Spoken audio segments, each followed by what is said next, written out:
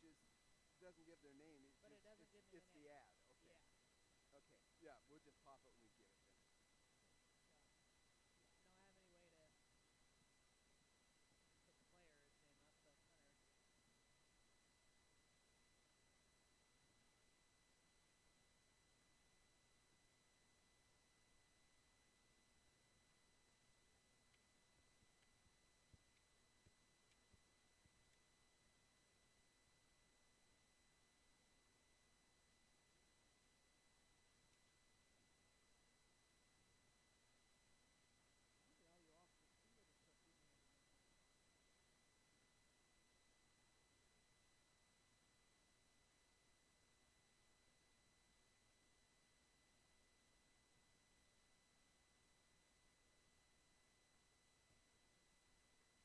because he said I don't have a credit card to get past the paywall. Right. My wallet's down in the Yeah. truck too, so.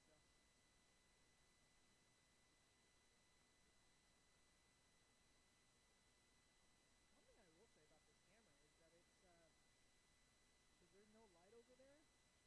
It picks it It up. picks up dark pretty well.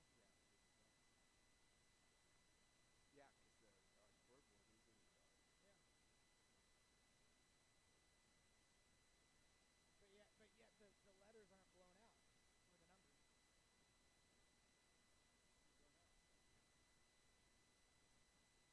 So good. It took you about 5 minutes, you say? It's about a 5 minute pre-roll, yeah. Okay. Do you want me to start it? Yeah, let's go ahead and start it at 10. We can get through stuff, and then we've got other stuff we can fill with or something. I don't want to give you 5 minutes too much. Yeah. Well, depending on when they actually kick off. Right. Yeah. They have been adding that extra 3 minutes at the end. Yeah, because I mean, I don't know where the national anthem's going to come in, and yeah.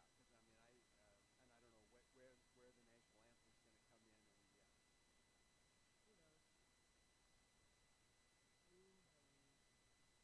Who knows? Pretty good travel for Shelley, to be honest. That's a pretty packed stand. Yeah, no, East Idaho travels well. Of course, in that conference has won the last. They've won 19, 20, 21. Yeah, they've won the last two state titles. Hillcrest in 19 and Skyline the last two. Yeah. Bishop Kelly was in 18. So it's pretty much Skyline, Bishop Kelly, and Yeah, he's in that crowd.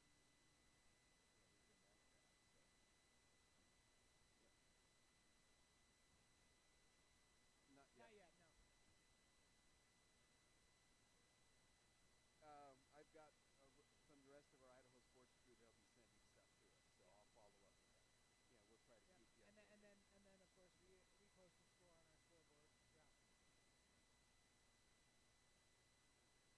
Yeah, of course Yep. they're going to be an hour later kicking off too. So Right. yeah, that one's. Yeah, I think Skyview could get if Skyview can get out early on them, they can make a game out of it. But if they get pounded early by Sandpoint, well, they can come back, but because they're a passing team, Sandpoint's a running team.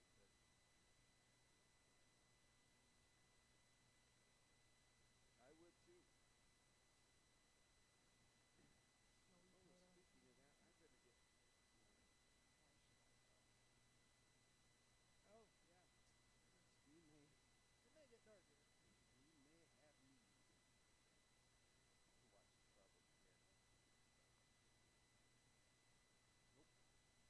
Nope. Nope, not bad. I don't do it, but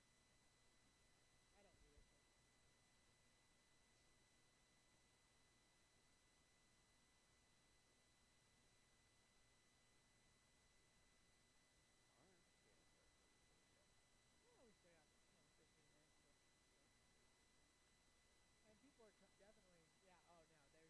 definitely Oh no, there's quite a few coming in here. Yeah, they're already pulled up to the other side. Yep. Yep. Yeah, there should be another whole row of course. It'd be nice if the area just paved and striped. It would also be nice if people like random park. Well, because if you don't have stripes, in this county you just pull up and park wherever Right. the But heck you want. there's some spots over there they can park. Yeah. You had snow? We haven't had anything close to it yet. In fact, We really just had our first killing frost this last week. I think I blew out my printer. Yeah, I got people still haven't blown those out yet. But Blew mine out Tuesday. seems like our whole weather has shifted about 30 days. It feels like that, right? Because this feels like the weather we should have had the end of September, 1st of October.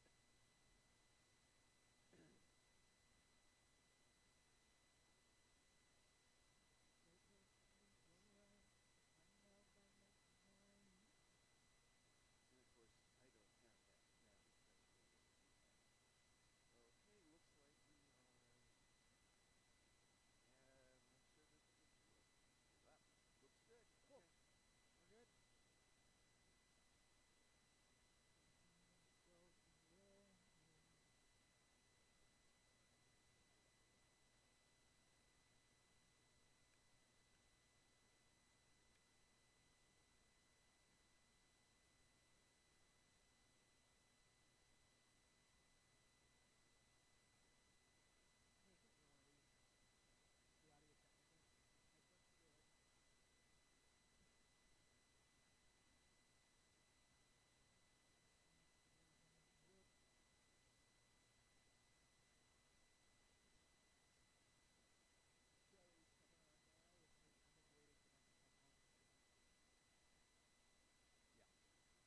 Okay. We're good. I'll So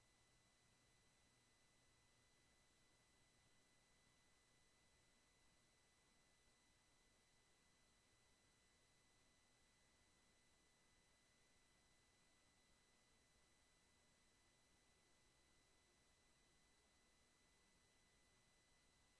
play-in matchup rather than No, the first round? no, this is the first round.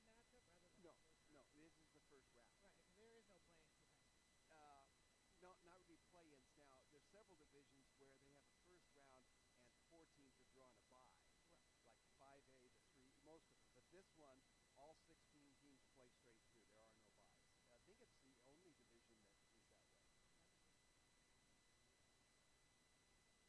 Which I always like better. I always feel like the teams that have to play in extra games, it's just such a big disadvantage. Well, but it seems like if there's upsets in the quarterfinals, it's those teams that do the byes in the quarterfinals. You're not wrong. You're Yeah. not wrong. Yeah, yeah. The only difference is if you lose, have some injuries or something that, like for example, if Valley View lost their guy Right. in this round, that would be. Playing the pre-roll. Waiting your turn. And I'll know right away if we got audio levels correct. I can't believe we have to make this commercial. It's ridiculous. You'll think it's ridiculous too. Listen to this. This commercial is about, well, it's about parents being rude at high school athletic events. Ridiculous, right? It gets worse. Studies show more than 75% of new high school officials are quitting because of bad adult behavior. So now there's a shortage of refs here in Idaho, in almost all sports. No officials means no more games.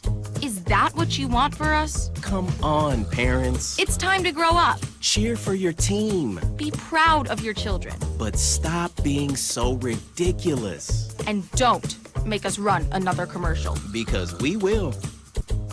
This message presented by the Idaho High School Activities Association and the Idaho Athletic Administrators Association, reminding you to always practice good sportsmanship. Welcome to the Ryerson Family Backyard Games. There will be obstacles to face and challenges to overcome. Are you ready? The hard path isn't always easy. It takes courage and determination to do hard things. Quitting tobacco and vaping is possible. You decide when. We'll show you how. Learn more at projectfilter.org or call 1-800-QUIT-NOW. We're Valley-wide cooperative. For 100 years, we've been your first choice for residential and commercial propane, fuels, oils, and lubricants. We service HVAC, install water heaters, propane tanks, and accessories. And yes, we'll even deliver right where you need it. Because for us, serving is more than a job, it's a way of life. We are proud to employ your neighbors and to be a cornerstone of your community. We're Valley-wide. Yesterday, today, and tomorrow. We're here for you. Former regional champ and back in training. That's commitment. Ow. Oh, tough start. This is not as easy as it used to be, folks. And she's off. Obviously pushing through some pain. Every muscle is begging her to stop. How's she doing this? I'm not even sure she knows. Look at her go. And stop. Come on. And go again. It's literally the home stretch. Whoa. She made it. Feel the elation. What fuels that kind of fire? I am Kevin, and I'm from Idaho Falls. It's important for the disabled to be vaccinated because of COVID. I chose to be vaccinated because I didn't want to be sick or in the hospital. Getting the vaccination, my experience was painless and worth it. It was a very wise choice. Look at that. The unmistakable swagger of someone fully covered with health insurance through Your Health Idaho for as low as $0 a month. If you're as speechless as I am right now, say nothing. Health yeah! Enroll by December 15th and you could qualify for quality health insurance starting at $0 a month.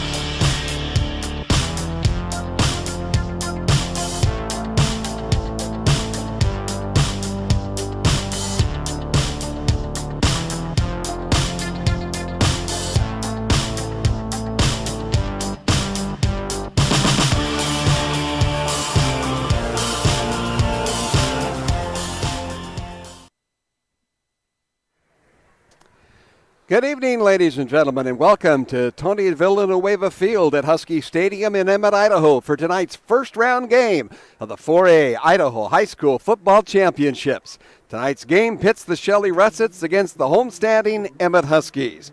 Del Gray and Chandler Gray here in Emmett on a beautiful fall evening that should be perfect for playoff football and for the first football game here this season at Emmett High. The sun has actually already set in the Oregon foothills, and we're just about ready to go. Weather forecast is crisp and clear, but not overly cold and not windy. So the grass surface here at Villanueva Field should be very, very fast and ready to go. This is an IdahoSports.com GameStream production of the Department of Health and Welfare and the Idaho Transportation Department. Also brought to you by Wide Cooperative and your local Toyota dealers. And local sponsors for tonight's ball game include Mountain West Building Supply, Hannigan Auto Sales, and Gem Supply Building Co-op in Emmett, and River Valley Dental, Adrenaline Performance, Matthews Plumbing, Brulim's, and Lava Hot Spring gets underway. The two teams are down there for the coin toss to decide who's going to get the first opportunity.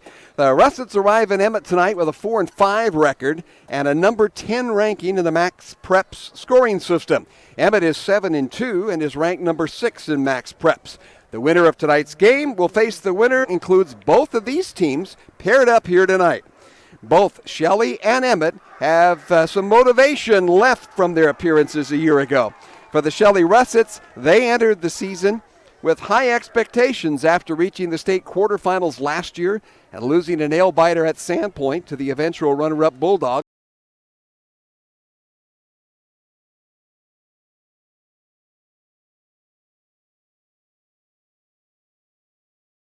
Winning streak, including a 35-28 win over previously undefeated Blackfoot.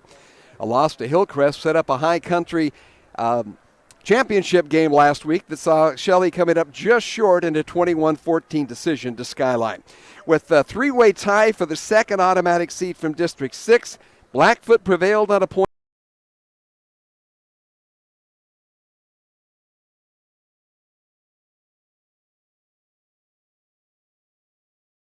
Idaho Conference opponent Nampa when the Bulldogs avenged a home loss in the regular season to Emmett by ousting them in the playoffs 37-29 on this field. And we're ready to go as the Huskies have deferred and will be kicking off, and the Russets will take it at the 5th by Brian Walker, and that return was by number that was 29, Logan out. No, excuse me, 29. I got flipped the other head. Logan Smith. There you go. So the Smith, defensive back, a D back, but not a starter. And Smith, a junior, with a great return to set the Russets up, run a spread offense and a balance of rush and pass. On the first handoff, it's a good 6-yard pickup.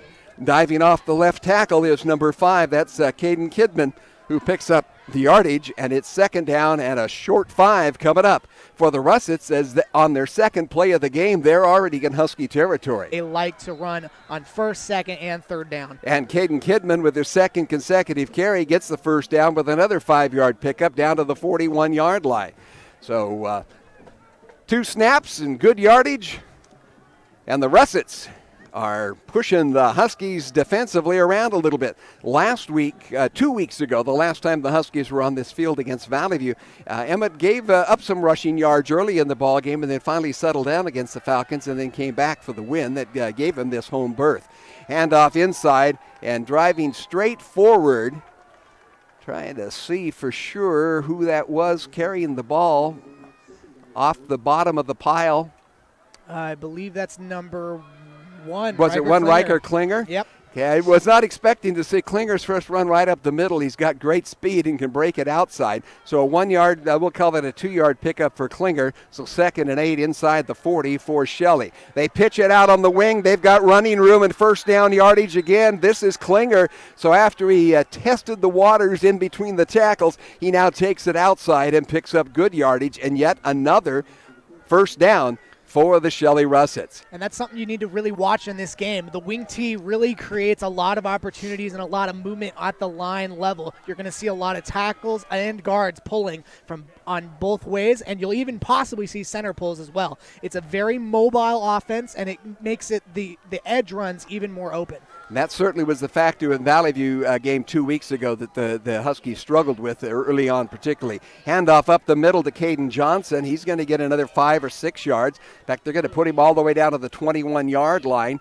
where that will make it 2nd down and 4. And there's been no mystery in this one so far. It's been 2 carries and first down on 3 consecutive series segments here for the Russets. Shelley not showing us anything we didn't expect. This is a running team, bread and butter, and that's what they're going to keep doing. It's worked all season. It's not going to stop now. Handoff for number 1, Riker, right up the middle. I think Caden Johnson, number 4, got that handoff. Oh, you are correct. And he's maybe a yard shy. It's a short yard, let's put it that way.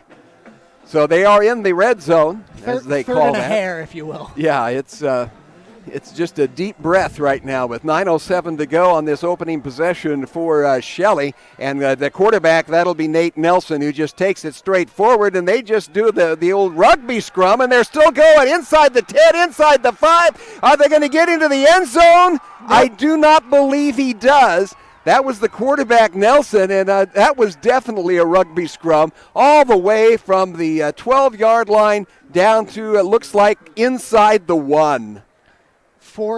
That'll set up a 1st and maybe 2 inches. It's right on the goal line.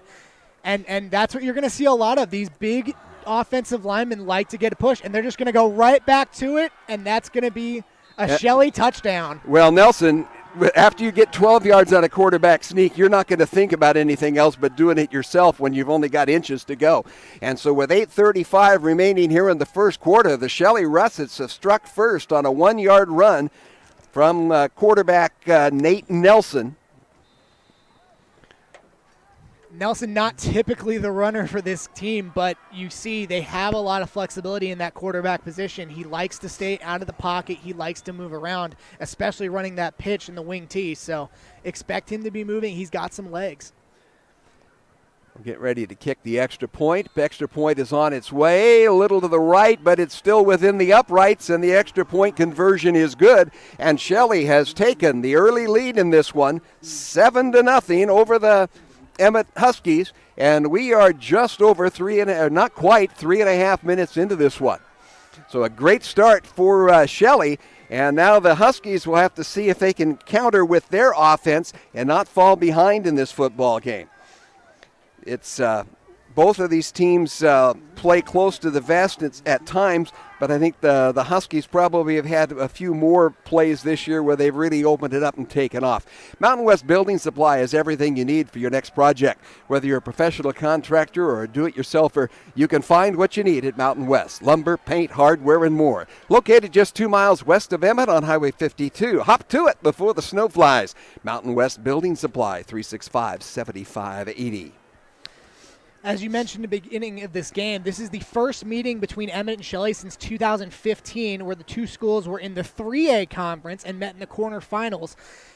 That year was the year that Emmett made their glorious playoff run and ended up taking the state title, whereas then 2 years later, Shelley won the state title. So these teams have not met in the 4A level, and this is the first time. So we'll see how this lines up.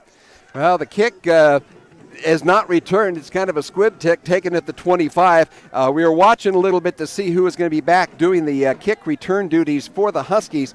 Isaac Brennan has been their sterling speedster all season long, not only as a kick returner, but he's their number 2 receiver and their number 2 running back as far as yardage is concerned, and he is not likely to play tonight. Pulled a hammy on a 95-yard kickoff return last week. Handoff inside to Rye Fullerton, and Fullerton pulls a little bit of the action that the Russets were doing by just simply putting his head down and barreling forward for 6 yards. Linebacker Austin Cannon on the tackle there, stopping Fullerton after a 6-yard gain. Bring up 2nd and 4th.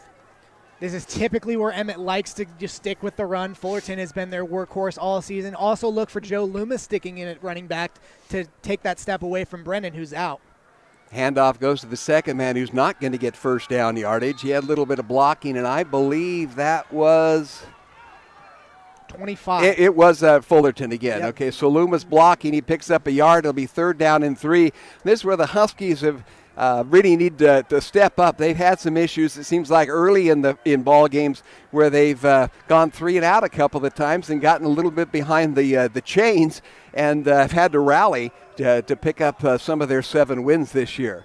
Perry looking for the high snap. Handoff goes to Fullerton, and he's going to be very close to the first down. He barreled across the 35, is dropped at the 36, and they stripes say move those sticks. So 1st and 10 for the Huskies. So 3 carries by Fullerton, and they have a first down.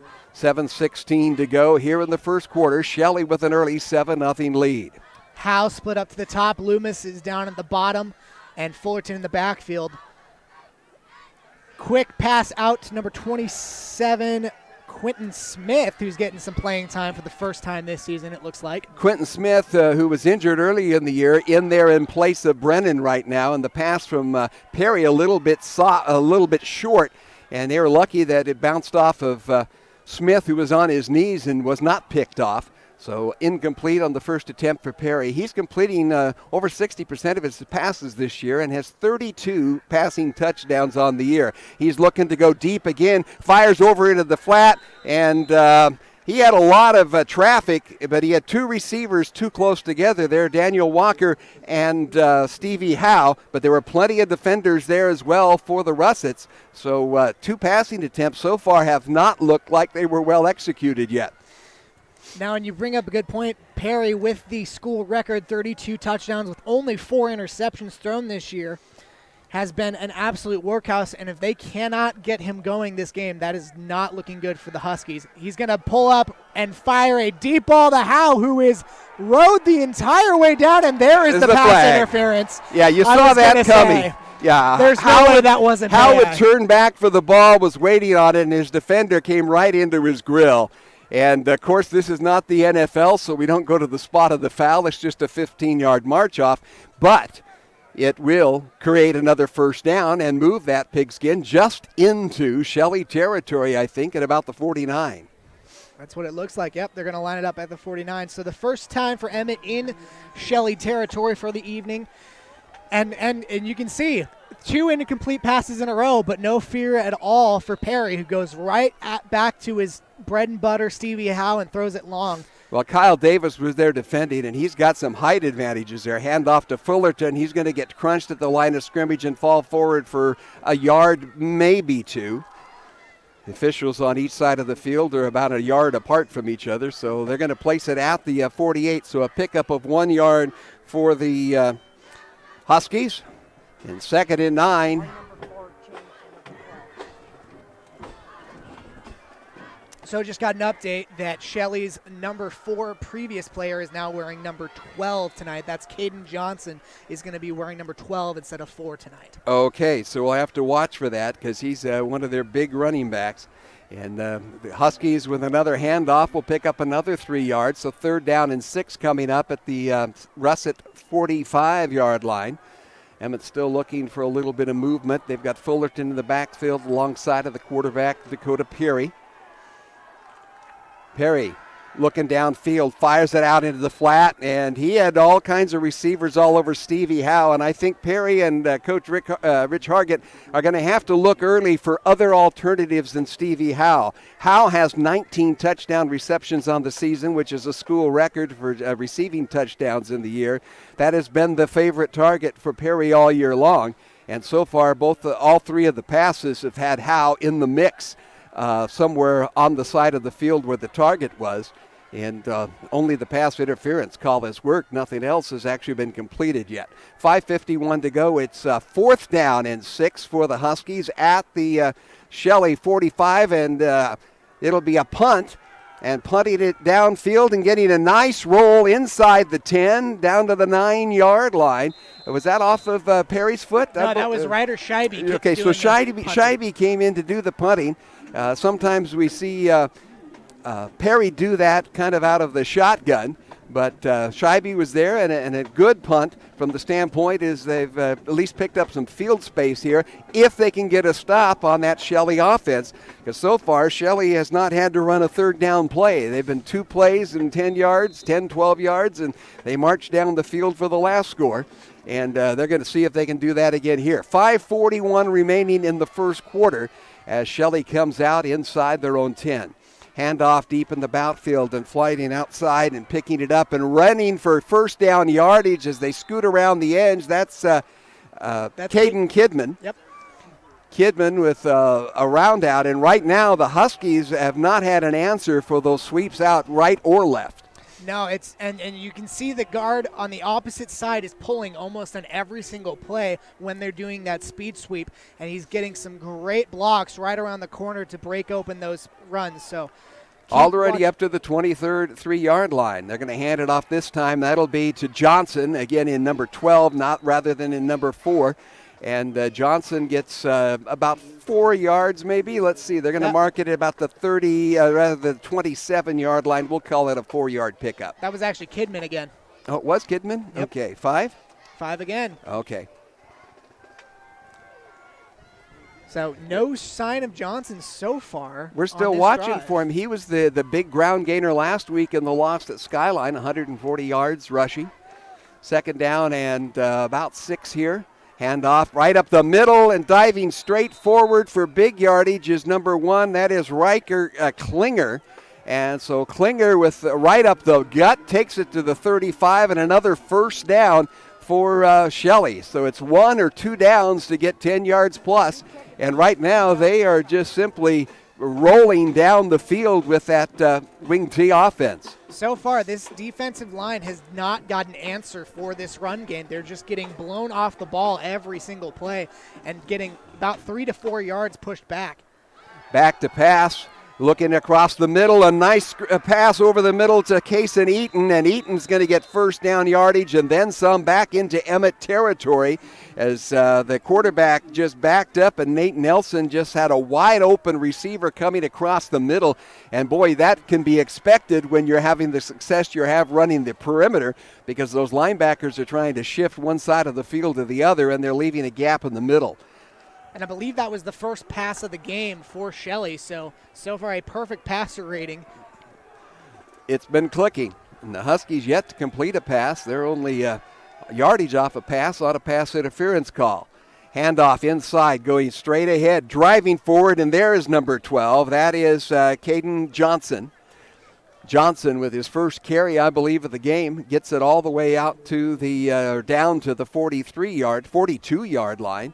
So a pickup of about 5. It's 5 or 6 minimum, it seems like, on every carry right now for the Russets, as they're showing how they were able to get to the top of the High Country Conference before they lost their last 2 conference games and then ended up having to go on the road.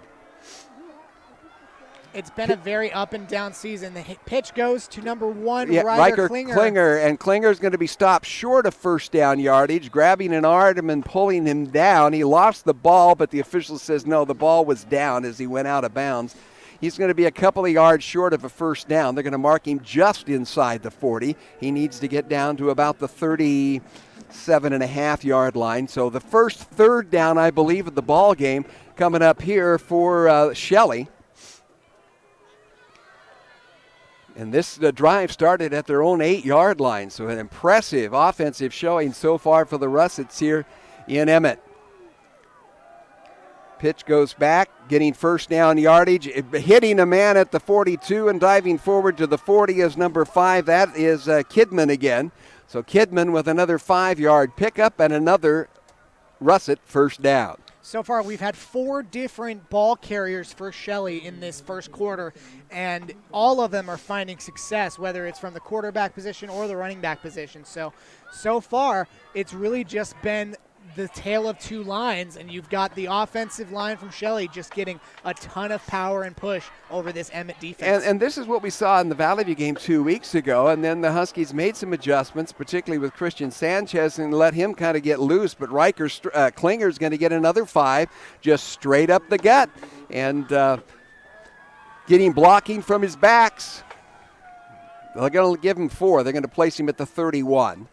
So second down and 6 coming up for the Russets. Shelley has come out to make a statement tonight. We are going to run it right at you and dare you to stop us. And so far, Emmett hasn't had the answer. And that's rare, because the 2 games this season that they haven't had the answer were Bishop Kelly and Valley View. For the most part, they've controlled the running attack of other teams. We have timeout being called on the field by Russets. With a 1:34 to go here in the first quarter, it is a 7-0 lead for the Shelley Russets, and they're driving again into Emmett territory. Dr. Hansen at River Valley Dental in Shelley has been serving patients for over 25 years. Dr. Hansen and Russet alum Dr. Tanner Hyam, say it right, that's Hyam, are eager to serve you. The highly trained team at River Valley Dental works together to provide you with courteous and professional dental care in the most comfortable environment possible. They offer personalized treatments that will help you make an informed decision about your oral health. Dr. Hansen and Dr. Hyam at River Valley Dental, proud to support Shelley in the playoffs this year. And right now, the Russets showing they've got lots of support. Good crowd on the far side of the field making the trip clear across the straight. Since 2008, Adrenaline Performance in Shelley has been the place to go for all your automotive needs. They offer a full-service mechanic shop with the best customer service you can find. Everyone at Adrenaline Performance wishing the Russets good luck in today's game. Right now, it's not luck. It's just pure, straight, physical, brute strength at the line. And they're driving, trying to get their second score, and they're going to go outside to Riker, and he's going to take it all the way, I believe. He has great speed on the quarter and goes 31 yards for the score. Riker Klinger. Shelley out here making a statement to start the game. They are not going to put their foot off the gas, and they are just going to keep running the speed sweeps that have been working so well for them. They seem to get in this rhythm where they run it a couple times up the center and then just swing it off on the outside of the tackle and get huge yardage.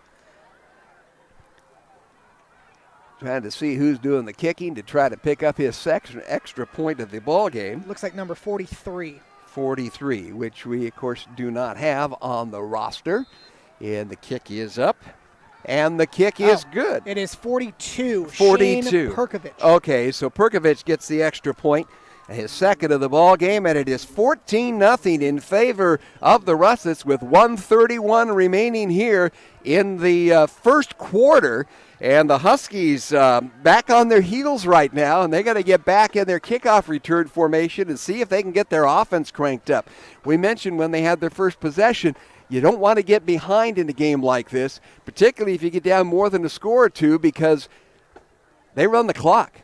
This running attack just eats the clock up. I mean, we've had 3 total possessions, 2 of them by Shelley, and we've almost finished the entire first quarter. If you look on paper, these offenses aren't so equally lined up. Emmett, with the 5th highest scoring offense in the 4A division, has usually been the higher scoring offense, averaging about 38 points a game, whereas the Shelley offense is only averaging about 22 points a game. So not scoring as much, but controlling that clock and not allowing their opponents to score as well. And they're well over that pace right now. Kick is taken at the 10-yard line, bringing it upfield to the 20, out to the 30, up to the 35, and taken down at the 40. The last man to make the stop on the far side. And I'm trying to double check as was that. Quentin Smith was the return man. So Quentin Smith has totally stepped into the role of Isaac Brennan now. He is Brennan for all intents and purposes tonight, it seems. He's making the returns like Brennan did and is lining up in that slot receiver position for him. So instead of 21, it's 27, Quentin Smith, and the Huskies start this time right at the 40-yard line. Handoff goes to the second man. It's picked up by Fullerton. He pivots a second time, breaks the tackle. He's across the 50 down to the 47-yard line. Mr. Patience. Once again, taking his time and letting the play develop. Fullerton has been that back the entire season. He's not particularly large. He's not particularly fast, but he just has this patience that is undeniable, and he's been showing that today. Handoff goes to him once again, and even though he's hitting the backfield, stumbles forward for a 4-yard gain. Fullerton averaging right at about 140 yards a game this year. He had his first 200-yard game of his career last week at Ridgeview. And he had his first long run, a 65-yarder up the middle to score in that game as well. Handoff's going to go to Fullerton again, who's going to pile up the ground and going to drag 3 defensive players with him for an extra yard at the end there for about I'd say a 6-yard run. He's going to get within a half a yard or so, I think, of the first down marker. He gets it down to the 38-yard line. He's got to get it to the 37. So third down coming up for the Huskies as they've so far kept it on the ground and just powered it with Fullerton. The passing game in the last possession netted nothing for them. The deep pitch going back to Fullerton, and he loses the ball, and it's on the ground. Let's see. Perry dives in at the last minute on the far side. I think he got coverage. And I think the Huskies held on to the possession. We're waiting for and who is 15. Down? Is that the quarterback, Dakota Perry? That is Dakota Perry on the ground in some pain. He gets right back up.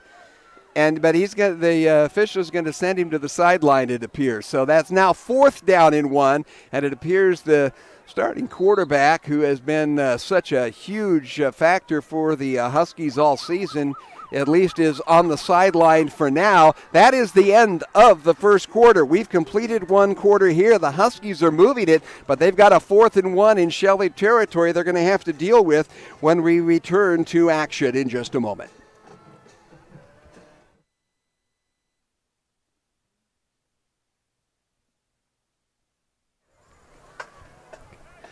We are back.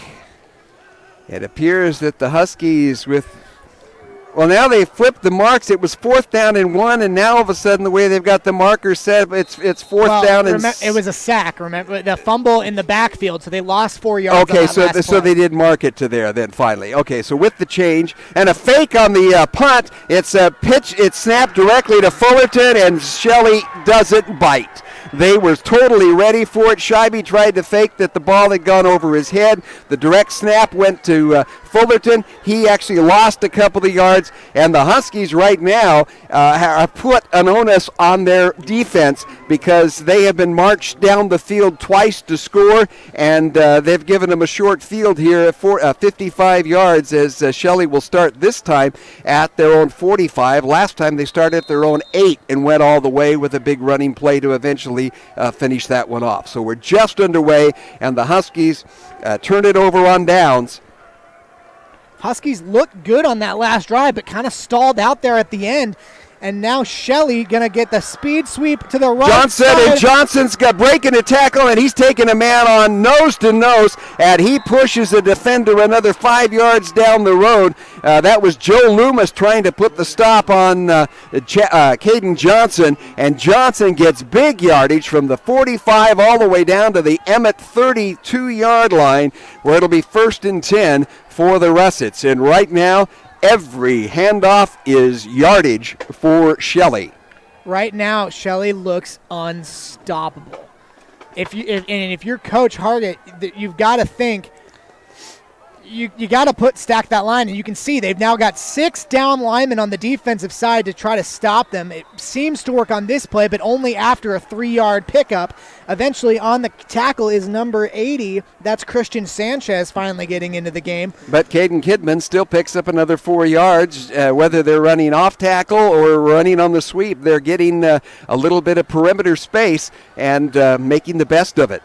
So 2nd down and 6 right now for the Russets at the Emmett 28-yard line.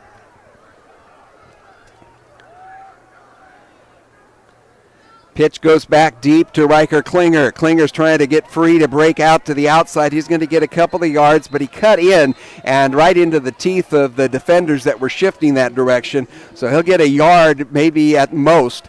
Let's see. We'll have to see where they actually place it down on the field. It looks like they're going to put it at the 27 and a half, just inside the 28. About a 6-inch pickup on that play. Yeah. So 3rd down and a long 5 coming up for the Russets. They've only had one other 3rd down play so far here in the ball game.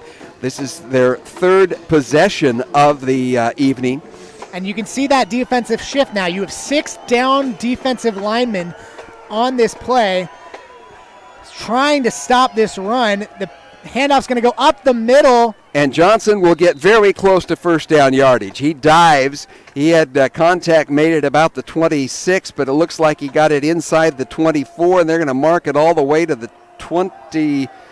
Well, they're going to say he's a yard short. It's hard to say on this field when you look to the other side where the marker is, but they're going to say he's a yard short. So the first 4th down, obviously, of the ball game that the Russets have faced.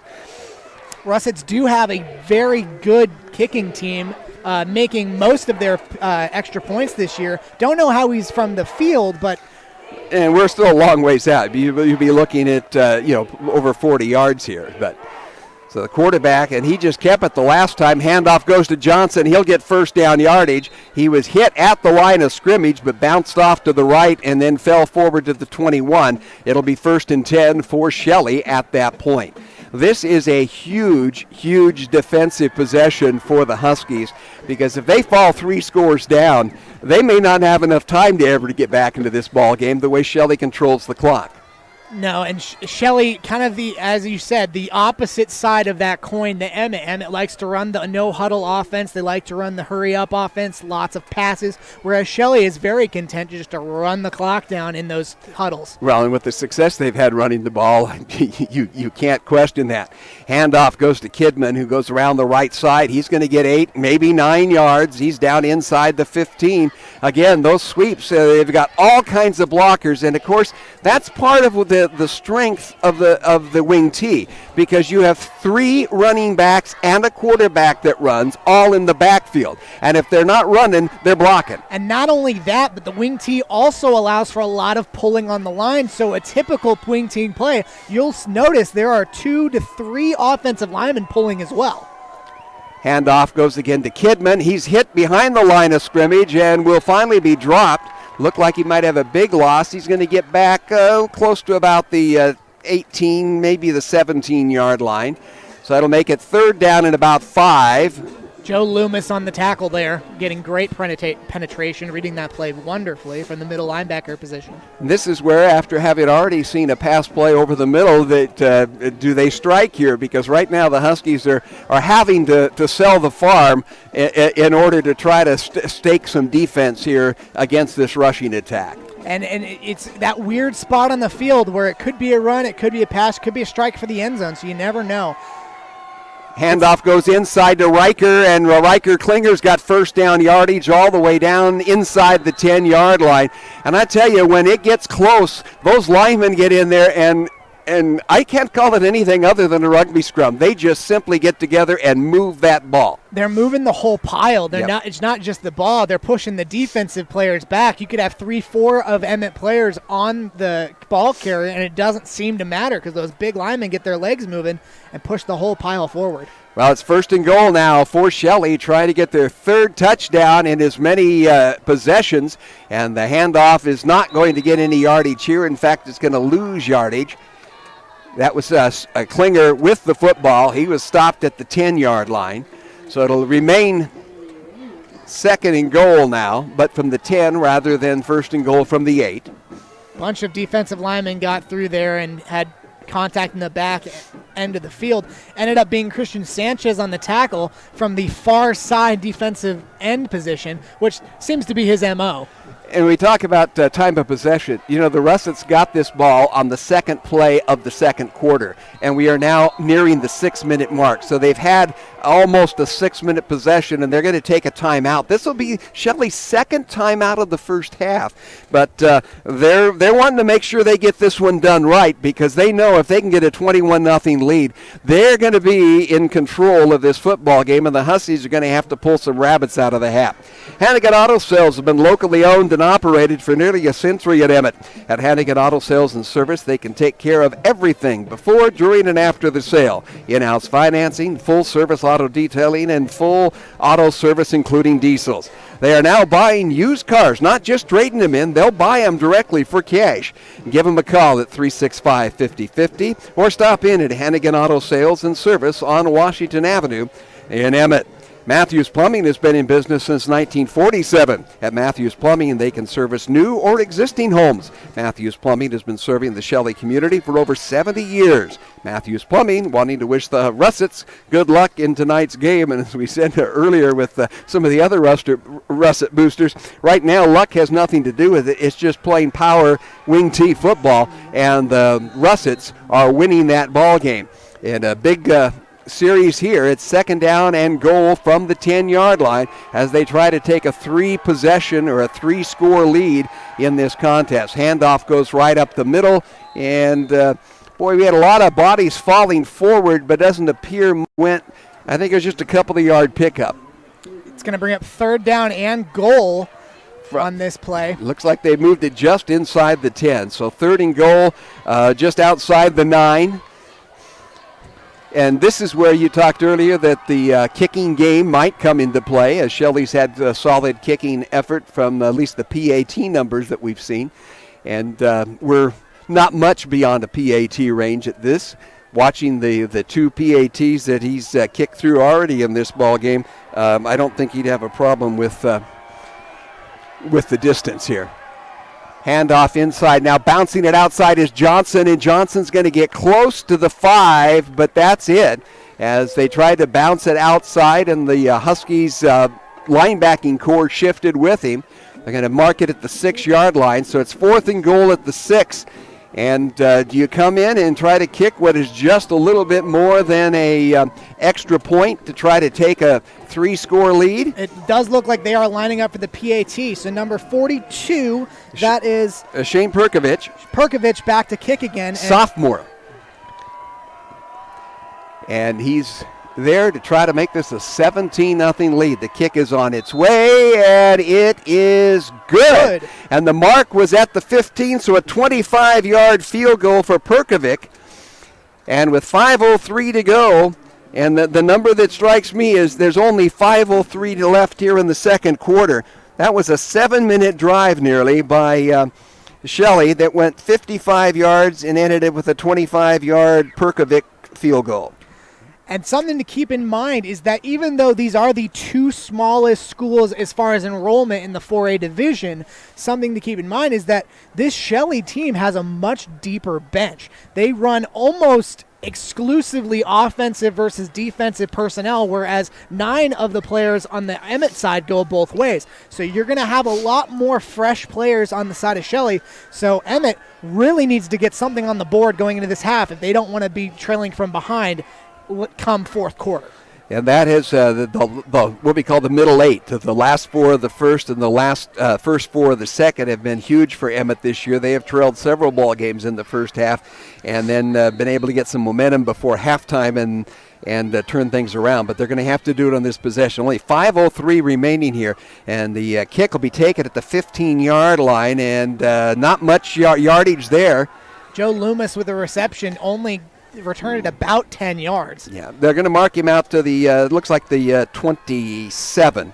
So a 12-yard total return for Loomis. The Huskies have a long ways to go and 4 minutes and 58 seconds to do something with it, and they definitely need something here. They've had no more than 2 first downs on any possession so far. This is only their 3rd possession of the game. Well, with Shelley running the ball so efficiently, they've just been burning the entire clock down. Perry's going to drop back to pass. His first time with nothing in the backfield. He's going to throw it out. That's going to be number 14, Janet Walker, with the catch for a 14-yard pickup. So he throws it back across his body for Walker, who was cutting toward the middle of the field because nothing opened up on the fly. And the Huskies get their first pass completion of the ball game with 4:43 to go here in the first half, trailing 17-0. Perry with Fullerton to the backfield. Hand off to Fullerton. He's going to be hit. No, Perry kept it, and he fell down as he tried to pull that one back and lost his footing. So a loss of 3 yards on the play for the Huskies. And right now, as we've seen in the last 3 games that the Huskies, well, not last week. At Ridgeview, they got it started with a 95-yard kickoff to start the game, had 29 before the first quarter was over. But the last couple of games here at home, they have struggled in the first half offensively with execution. Now Perry's going to take it back across the field, and he's looking. That was for Joe Loomis. He was looking for Loomis all the way down to the 37, but great defensive play in there by number 14, and that is Dallin Hurd, the junior safety for Shelley, to bring up 3rd down and long for the Huskies. So they're still looking deep, and they've got one completion going to him. Great secondary right now play by Shelley. Well, and Hurd really saving more than just the first down on that play. There was no one behind him. If Loomis had gotten that ball, he could have been gone. So Perry back to pass, chased out of the pocket. He's now going to run for it and see what he can pick up. He's going to get back to the original line of scrimmage and a few more, but it'll be 4th down and about 7 coming up for the Huskies, and they're still in their own territory at the 47. This would be a big gamble with 3:44 to go before halftime to go for it here, but I don't know if you want to kick it deep. Riker Scheibe will be coming on to do the punting, so it looks like it will be a punt. Then again, last time they were in the same situation, they faked it with a direct snap to Rye Fullerton, so we'll see how that goes. They got 3 men at the up back. Scheibe's there. Nobody is back for the Russets. They have not gone back on the punts at all. They've pretty much Scheibe drops the ball but picks it up, now gets a low bouncing kick that hits down at about the 21-22-yard line. Down there to stop it is Stevie Howe. It really just kind of died. It didn't get the roll that his first one did. And the bullet to dodge here is with 3:10 to go. the running attack takes time, and they've already used 2 of their 3 timeouts here in the first half for Shelley, but they're not averse to score it again before halftime. No, and one of the biggest things you have to look for is Emmett really needs to make a stop here so they can utilize those 3 timeouts they still have for this half. They need to stop them running, and if I'm Shelley, I'm not looking for anything but a run. That being said, he rolls out for the pass and throws a little pick to 84, who's going to run it all the way down to the 45. 84, who was that? That was out to Michael Clegg, and they fire that out to him. And again, total misconception there because we're thinking they're going to run the clock. But, all of a sudden they've shortened that field up and they still have 3 minutes to play. They obviously are thinking more points on that board before halftime. Well, and Emmett has been such a good second-half team. If you're Shelley, you really don't want to risk not having that opportunity to put the score up again. It's going to be a handoff once again to number 5, Kidman. Yeah. And he's going to get hit hard by Rye Fullerton at the end of that play after about a 7-yard pickup. As you noticed, Fullerton's name called defensively, and a lot of these names that we're calling on the Emmett defense were also names we're calling on the offensive side. You alluded to that earlier. It's strange, though, that both of these teams, among the smaller schools in the 4A division, and yet their total football programs have as many people out for football as many of the schools within the division that are 2 and 3 times their size. Well, and actually in some cases they have more because a lot of teams have been having trouble fielding a junior varsity team. We do have laundry on the field. Not sure what that is. It could be a hole, but the Stripes are having a conference in the middle of the field. But it's clear over on this side, which is kind of away from where any action was. But so let's.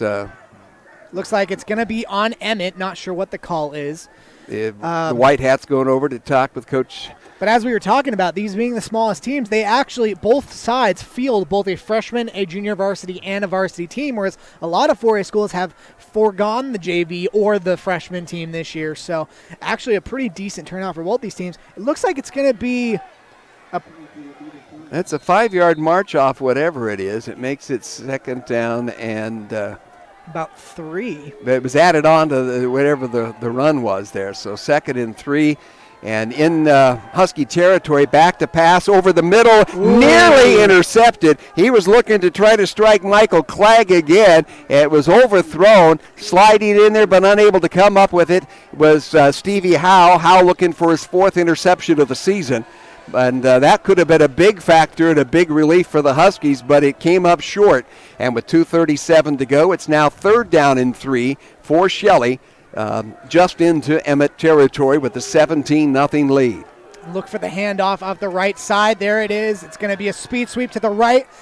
And it'll be 1st down yardage. Taking it is that Kidman, number 5 on the far side. And Kidman will pick up about 8 yards all the way to the 40-yard line. They're going to mark him at the 41. But we have a yellow flag in the mixed, and they're pointing it back against Shelley. It looks like it's going to be a holding call off the end. So that'll be a 5-yard mark off to bring up 3rd and about 5. It's a 10 yards from the spot of the foul, but it will bring it back, but it's and remains 3rd down. But it's 3rd down now and 8 rather than 3rd down and 2. And the clock is still running with 2:25 to go. They've restarted it I'm after actually kind of the penalty. surprised Emmett didn't call a timeout there.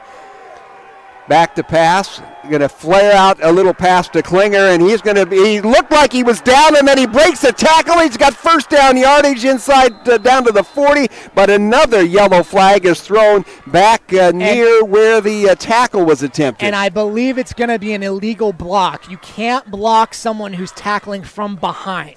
So that's going to be a legal block on the offense, which should walk it back even farther. The clock with 2 minutes and 8 seconds to go here.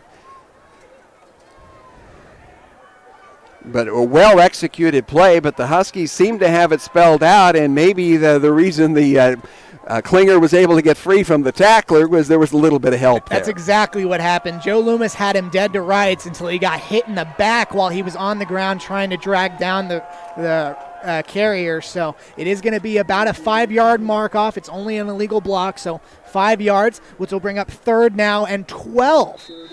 And But for the Russets, they're still using time in this whole process. Right. It would be interesting to see if the Huskies call a timeout if they're able to stop them here on 3rd down. Oh, without a doubt. With 2 minutes left in the quarter, you have to imagine they're going to call it. And it's going to be a tackle right at the line of scrimmage to bring up a 4th and 10. That was Riker Klinger again going straight ahead. So and there is the timeout from Emmett. So 1:47 to go. It'll be 4th down and 11 for the Russets.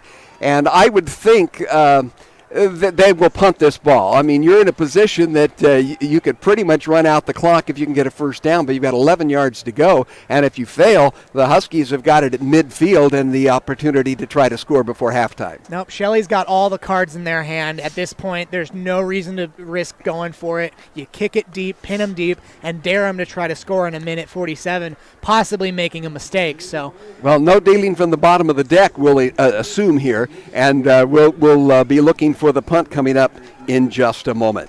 Are you ready for winter? It's coming, and the helpful place for your building and hardware needs and more is Gem Supply and Building Co-op in Emmett. Wood pellets are now in stock and ready for pickup. Come see Lori and the gang at Gem Supply Co-op. The nursery's pretty much done, but Christmas trees will be arriving November 21, so get ready. Gem Supply and Building Co-op, North Washington in Emmett.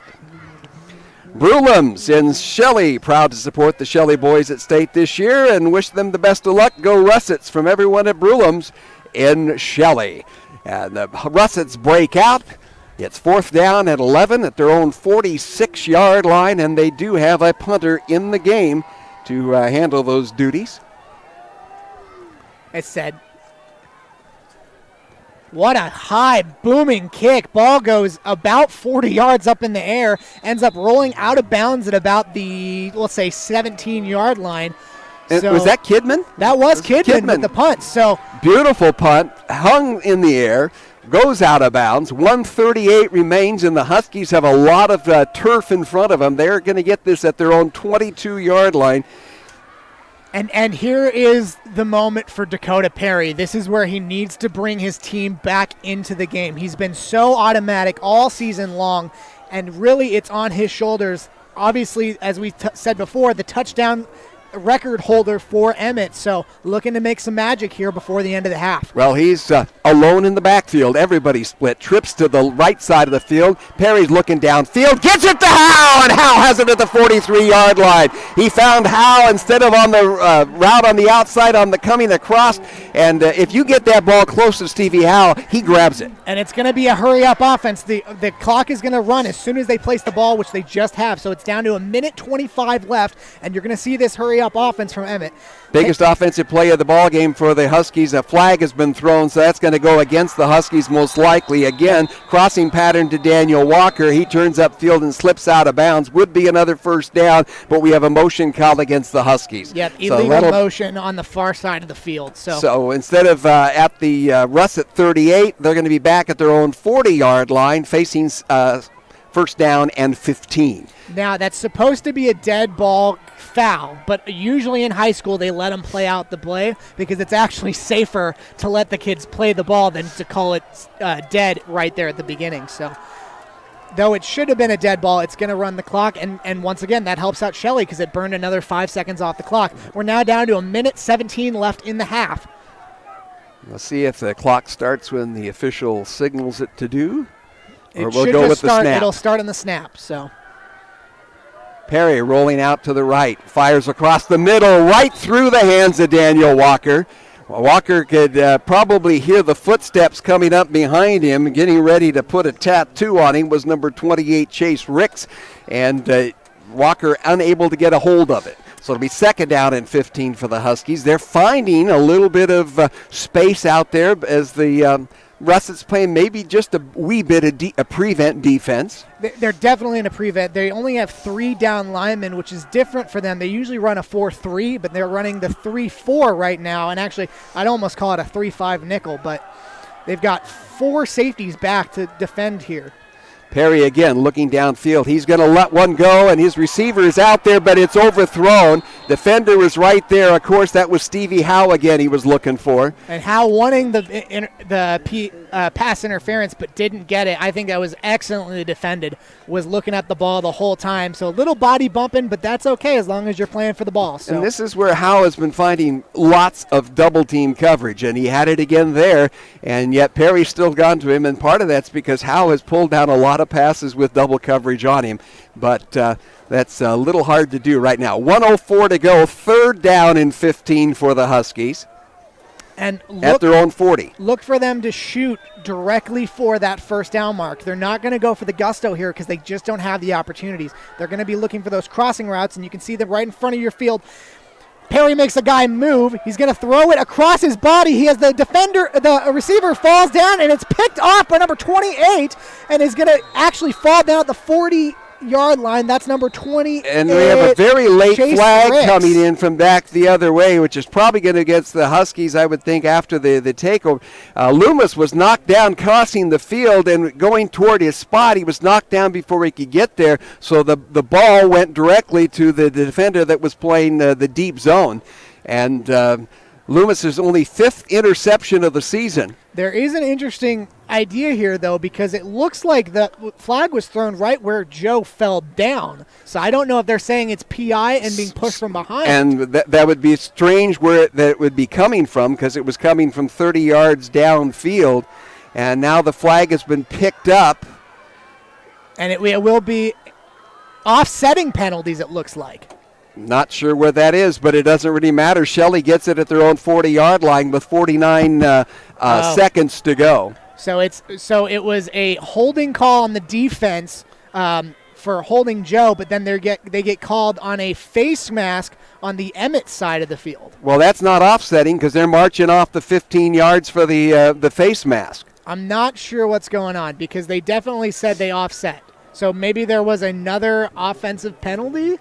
But I only saw one flag, so I'm not entirely sure what's going on. Yeah. Well, unless they were saying that it was offensive interference and they waved that off and came back the other direction, because it doesn't make sense. But now all of a sudden Shelley's at the Emmett 44 with 38 seconds to go, and they're going to screen pass it outside to Riker Klinger. He's got first down yardage. Does he get out of bounds? He lost the ball out of bounds, but I don't know that he got out of bounds. No, he did not. The clock continues to roll, or at least the official rolled his hands, but the clock is not. It stopped, maybe just for the moving of the chains. It was for the moving of the chains. The clock is moving, so we have 35 seconds left in the half, and I expect one more play out of Shelley. Shelley at the 34-yard line of Emmett. Look for them to go downfield. They would love to get some more points on the board. Back to pass. They're going to fire it out into the flat. Wide open on the right side is Kidman, and he's going to take it into the end zone, or he's going to be short. No, official says he goes out at the 4. They're going to mark him out at the 4-yard line. They think he got his toe out of bounds, so just barely saving that touchdown. Just a wheel route to Kidman on the outside, and the Huskies were not ready for that. Gave up big yardage on the pass play. And now Shelley, with 17 seconds to go, they can pretty much use any of their plays because their running plays have gotten them 5 or more many times. But they've been very, very effective with the play-action passing. And with the ball being where it's at with 17 seconds left, they can take a couple shots at the end zone and still kick that field goal. They do have that one timeout. But they'd love to get a T here because then they got a 4-score lead, and they're going to pass to the end zone, and it is incomplete, but we're going to have a pass interference call. I don't know about that one. That looked like he was playing the ball. The penalty's going to be called on number 5. That's going to be Kalen Conklin. Looked like he was stretched out in front of the receiver. I think they're going to call it a holding. They're going to call a holding call. He must have had the back of his jersey to help pull him around. And maybe earlier in the play before the pass got there. So that'll bring up 2nd and about 3. It's only half the distance to the goal penalty, and that only ran 3 seconds off the clock. 5 seconds off the clock. So it's 12 seconds left. It's going to be a QB sneak up the middle for the Shelley touchdown. So a second scoring touchdown by the quarterback, Nelson. So Nate Nelson has got 2 yards rushing on, and both of them have scored. Well, we'll call it 4 yards rushing because this one was from the 3. But Oh, okay. We'll give him a little bit more space. Come on. I was thinking they were marked down. Dell, the cat's working 3 yards. There's 8 seconds to go here in the first half. That has been all Shelley, and the Huskies are going to go into the locker room here with a huge hole to try to attack here in the second half. And the kick is good because they've looked good all night long. And with 8 seconds to go before halftime, it's Shelley 24 and the Emmett Huskies nothing. And the Huskies obviously missing Isaac Brennan in that offensive mix, but they just have not been clicking until that last drive before they came up with the interception.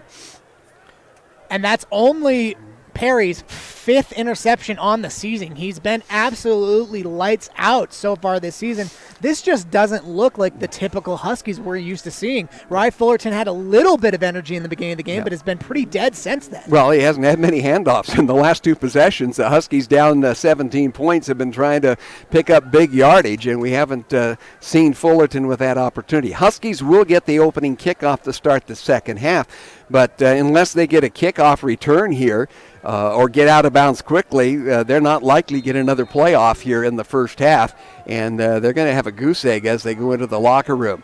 The kick to the far side is looked like it was going to go out of bounds. It's going to be picked up back at the 8-yard line by Loomis, and he's going to run with it. Flag in the backfield. It'll probably go against the Huskies. Won't really well, there's 1 second left, so they weren't in the end zone where that penalty was called. At worst, it looks like the Huskies are going to get it at their 6-yard line, but the penalty is against Emmett as well. It's going to be a block in the back by Stevie Howe, so that's going to bring them back all the way half the distance to the goal, so that should be right at about the 5-yard line is where they'll start. Let's see where they had marked it originally. I think it's going to be closer to the 3. And you're correct. It is on the 3-yard line. So 97 yards in 1 second. So what's the magic for that? Stranger things have happened. I don't think looking at the formation, they're looking at taking a knee. And they will do that. They're not happy with the end zone, though. They're not happy with their first half, obviously, but they're not going to make it worse. That turnover and then the quick strike by Shelley has made this so far a Shelley opportunity to try to see if they can get back to the quarterfinals against possibly Sandpoint, where they went up last year and lost in the quarterfinals at Sandpoint. Sandpoint and Skyview will be playing a little bit later this evening. So it's halftime, and Shelley with the stunner for a lot of the hometown fans here, at least. Not necessarily that they have the lead, but a 24-0 shutout on the Emmett Huskies. And we'll have to see what Coach Rich Hargett and the Huskies can formulate at halftime, because they've got to score quick, because the they don't get a lot of time with the clock. Well, we talked about this. The last 4 of the first half and the first 4 minutes of the second half are really the key moments in this game, and that's what the Huskies have been so dominant at all season, but absolutely nothing at that first half. And just gave up a score there in those final 50 seconds after a turnover when they looked like they were finally starting to drive. It is Shelley 24, Emmett nothing. It is halftime. We'll be back to talk about the rest of the 4A state playoffs when we return. Ads like this keep popping up, but I see through the hype, because those vape clouds people claim are just water vapor contain as many as 31 different chemicals, like formaldehyde, the stuff they preserve dead bodies with. And while the flavors sound all harmless, we still have no idea what these ingredients could be doing to our bodies. But I already see vaping for exactly what it is. Get the real facts at BehindTheHaze.com. We're a valley-wide country store. For 100 years, we've been your #1 choice for food, fuel, farm supplies, and just about everything else you could need to get you through your day. We know you work until the job is done, and so do we. For gas on the go, or a little extra to help you get down the road, you can count on us. We are proud to employ your neighbors and to be a cornerstone of your community. We're valley-wide. Yesterday, today, and tomorrow. We're here for you.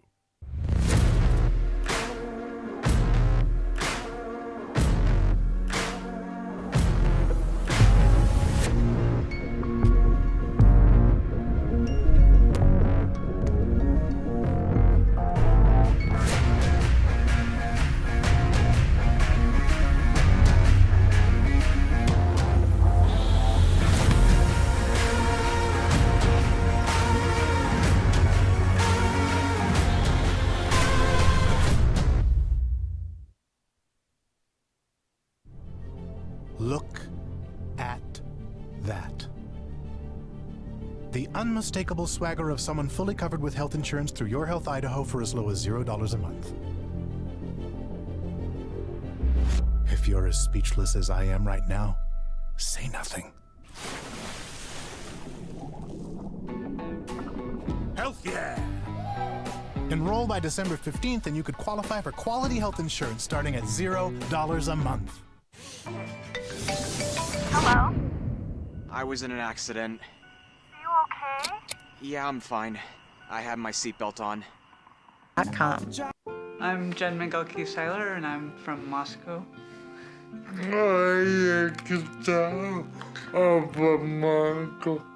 I think it's really important to get vaccinated because it's not just about me and my health, it's about the people around me. We have a lot of friends who have disabilities or have different health conditions. I want to make sure I don't make anyone sick. So we chose to get vaccinated to keep each other healthy.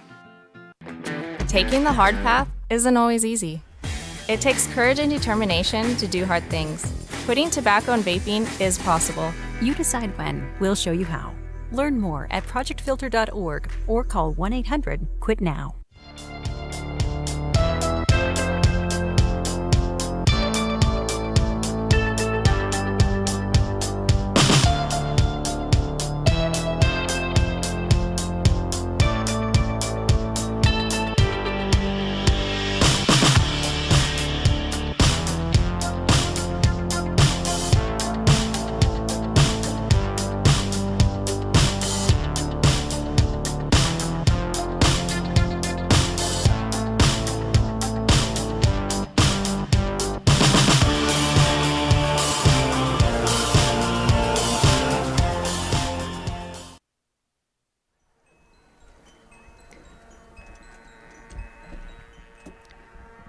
We are back at Emmett High School, where the Russets of Shelley have raced out to a 24-0 lead here at the intermission. And looking at some of the other scores that we've seen, and not surprising in the rest of the 4A, Bishop Kelly with a 35-0 lead in the second quarter against Canyon Ridge. Blackfoot has a 21-3 lead against Hillcrest in the second quarter. Pocatello leads Lakeland 17-14 down at the down in Pocatello, and Twin Falls with a 13-8 edge on Burley in the 4A ranks so far this evening. And those are the early scores they have. I wanted to double check on another spot because at halftime, Valley View is beating Minico 14-7, trying to upset the Spartans for the second year in a row. That would be huge. And other scores, let's see, around the area, Fruitland leads Snake River 14-0 at halftime in the 3A ranks. And Mountain View, having been beaten by Nampa earlier this season in the regular season, has a 28-0 lead on Nampa in the first half in the 5A playoffs. So we'll check some more of those scores in just a moment. Lava Hot Springs is your destination for a fun or relaxing day, whichever you choose. Just 11 miles off I-15. Their world-famous hot springs are open now from 9 a.m. to 10 p.m. and to 11 p.m. on Fridays and Saturdays. And all-natural geothermal hot springs are always warm at between the 102 and 112 degree range, so you can come and soak your worries away. Their indoor aquatic center with Kiddie Cove is now open Fridays and Saturdays, noon to 8, and Sundays noon to 5 with special weekday hours. Visit LavaHotSprings.com for more information and calendar of hours. And right now it is cold, nippy, but not biting. And so I'm not ready to make the 6-hour drive to Lava Hot Springs here from Emmett, but if it gets much colder, and right now there's probably some Husky fans that are feeling a little bit more chilled just because their team has been shut out in the first half for the first time this season.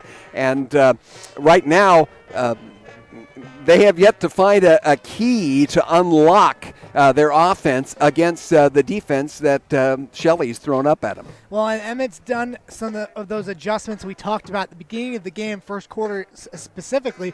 Shelley was just running all over the Huskies.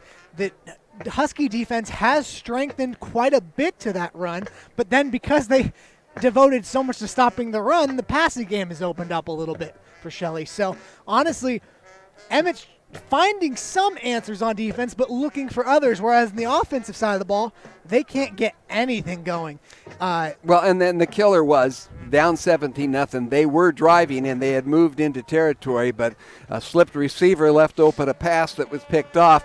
And quite frankly, with, was there 57 seconds or something, Shelley made quick work of that by the pass. They came up with a couple of big passes, the wheel route that got them to the 5, and they were able to punch it again. So they have been dominant in that regard. Looking at a few other scores from around the playoffs, the 5A ranks, Rigby leads Owyhee 21-7. Rocky Mountain leads Cuna 22-3. In the 4A ranks, as we said, Bishop Kelly up 35-0. Blackfoot with their lead. Valley View with the 14-7 lead against Minico. And Twin Falls against, in the second quarter, Burley's only scored one touchdown. I mean, they average over 50 points a game, so Twin Falls obviously has somewhat their number. In the 3A ranks, Buell with the 12-6 lead on McCall Donley. Fruitland up on Snake River, and Teton rolling against Marsh Valley 28-7. And in the 2As, for you folks down in eastern Idaho, in the fourth quarter, North Fremont already with a 50-30 lead against Soda Springs. I believe that game is the preliminary game being played at Holt Arena, with the Skyline game coming after that a little bit later. Skyline comes up a little bit later tonight. And, of course, Sandpoint and Skyview in this rank will be kicking off, in fact, just about right now up in northern Idaho. Something to kind of look at as we look toward the greater bracket for the 4A division is the game that we're playing right now is extremely important, obviously, for Shelley and Emmett, but what's even more important in some respects is the game that's happening right now between Sandpoint and Skyview. Yeah. Both of these teams don't want to make that drive up to Sandpoint. It's a long drive. It's historically a very tough venue, and not a great, especially with northern Idaho getting snow so far this year, not something you want to play in. Yeah, we understand you've had some snow down in the Shelley area already this year. We have not here in the Treasure Valley. In fact, we just got our first killing frost this week, but it is starting to feel like winter. And right now, the big freeze on this field is the Emmett offense, and give a ton of credit to the secondary coverage of the Shelley Russets. They have. They gave up a little bit of running room early, but not enough to really for the Huskies to sustain any kind of drive. And the best defense for the Russets has been an offense that is time controlled. Out of the 24 minutes in the first half, they had 19 and a half minutes possession time. And so you're not giving the opposition too many opportunities to score. When we get back underway in a short time, it will be the Huskies receiving that kickoff. But so far, they have not been able to get much of a kick return. They've only had they had, I think, 3 completed passes on the one drive before the pickoff that gave Shelley the ball back and enabled them to be able to push this margin to 24-0 before the break.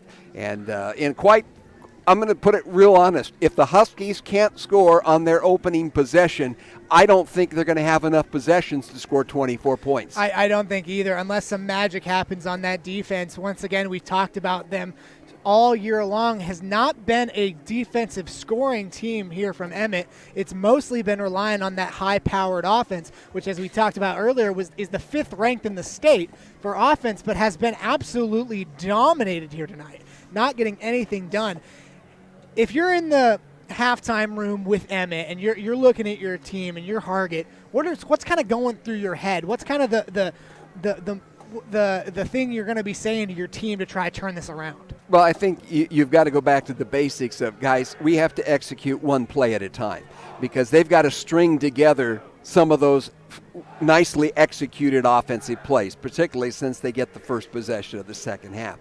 If they're unable to do that at that point, then it goes back to a Shelley team that I am sure that Coach Josh has talked to them at halftime. He says, guys, just keep doing what you're doing. Yeah. They're doing nothing wrong. They're running the ball well. They're running it whether it's up the middle or off the edge.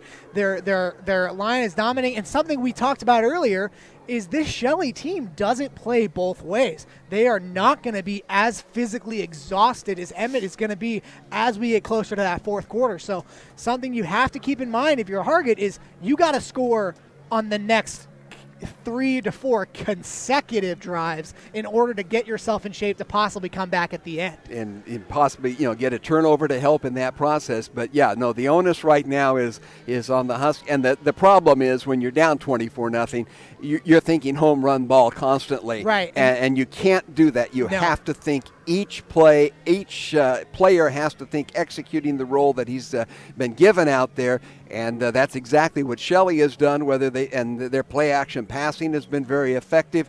Actually, I've been a little bit surprised by it because statistically, which we haven't been able to get any official statistics because they don't report them to Max Preps, but they've been a running team, and they came out and showed that on the first 3 possessions to get a 17-point lead. But they've had a couple of big passing plays that kept some of those drives going, and certainly was the entire factor on the last 1-minute drive to be able to pump it in. It's something to keep in mind here. You can't help but wonder if Emmett possibly came into this game overlooking Shelley a little bit. Something, you have to look at in conference play. Emmett was the second in the Southern Idaho Conference right behind Bishop Kelly, whereas Shelley was actually the 4th-ranked team coming out of the high county. And and that's a little bit deceiving because they were actually 3-way tie for second. They lost the tiebreaker to Blackfoot on the point differential because Hillcrest, Shelley, and Blackfoot beat each other in a round robin. Yeah. And so when Skyline knocked off Shelley in that championship game last week, it kind of opened it up and gave them an opportunity. But this is a team that's been very focused. And we were talking with the coaches. They really don't want to go to Sandpoint where they went last year in the quarterfinals. Sandpoint has an artificial surface field up there. But the word we get is it's got a pretty heavy concrete base to it and not a lot of give going beyond that. But it would be an interesting matchup by 2 teams that could pound each other on the ground. And, of course, that's what happened last year, a 21-14 Sandpoint win. Sandpoint went all the way to the finals before losing to Skyline. And here's where we got to give credit. You asked whether Emmett overlooks Shelley. I don't believe so. I mean, and they have been at Donnybrook all year long, and so that was a given, and we knew what was going to happen here tonight, but they haven't been able to do anything to stop it. Well, and I think the Shelley offense has been a very deceiving one, at least looking at it statistically. As we talked about, they've been a running offense. Typically, running offenses don't put up that many points, and as we talked about earlier, they've only been averaging about 22 points a game and only letting their opponents score about 21 points a game. So typically they've been playing really close back and forth games that haven't looked this dominant.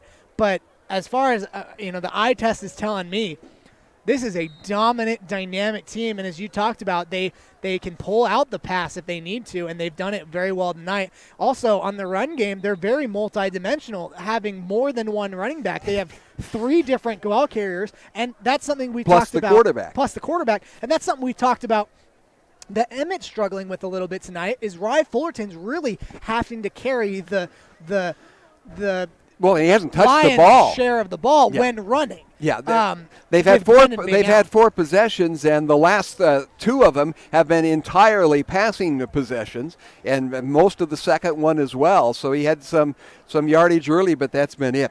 Dr. Hansen at River Valley Dental in Shelley has been serving patients for over 25 years. Dr. Hansen and Russet alum Dr. Tana Hyam are eager to serve you. The highly trained team at River Valley Dental works together to provide you with courteous and professional dental care in their most comfortable environment possible.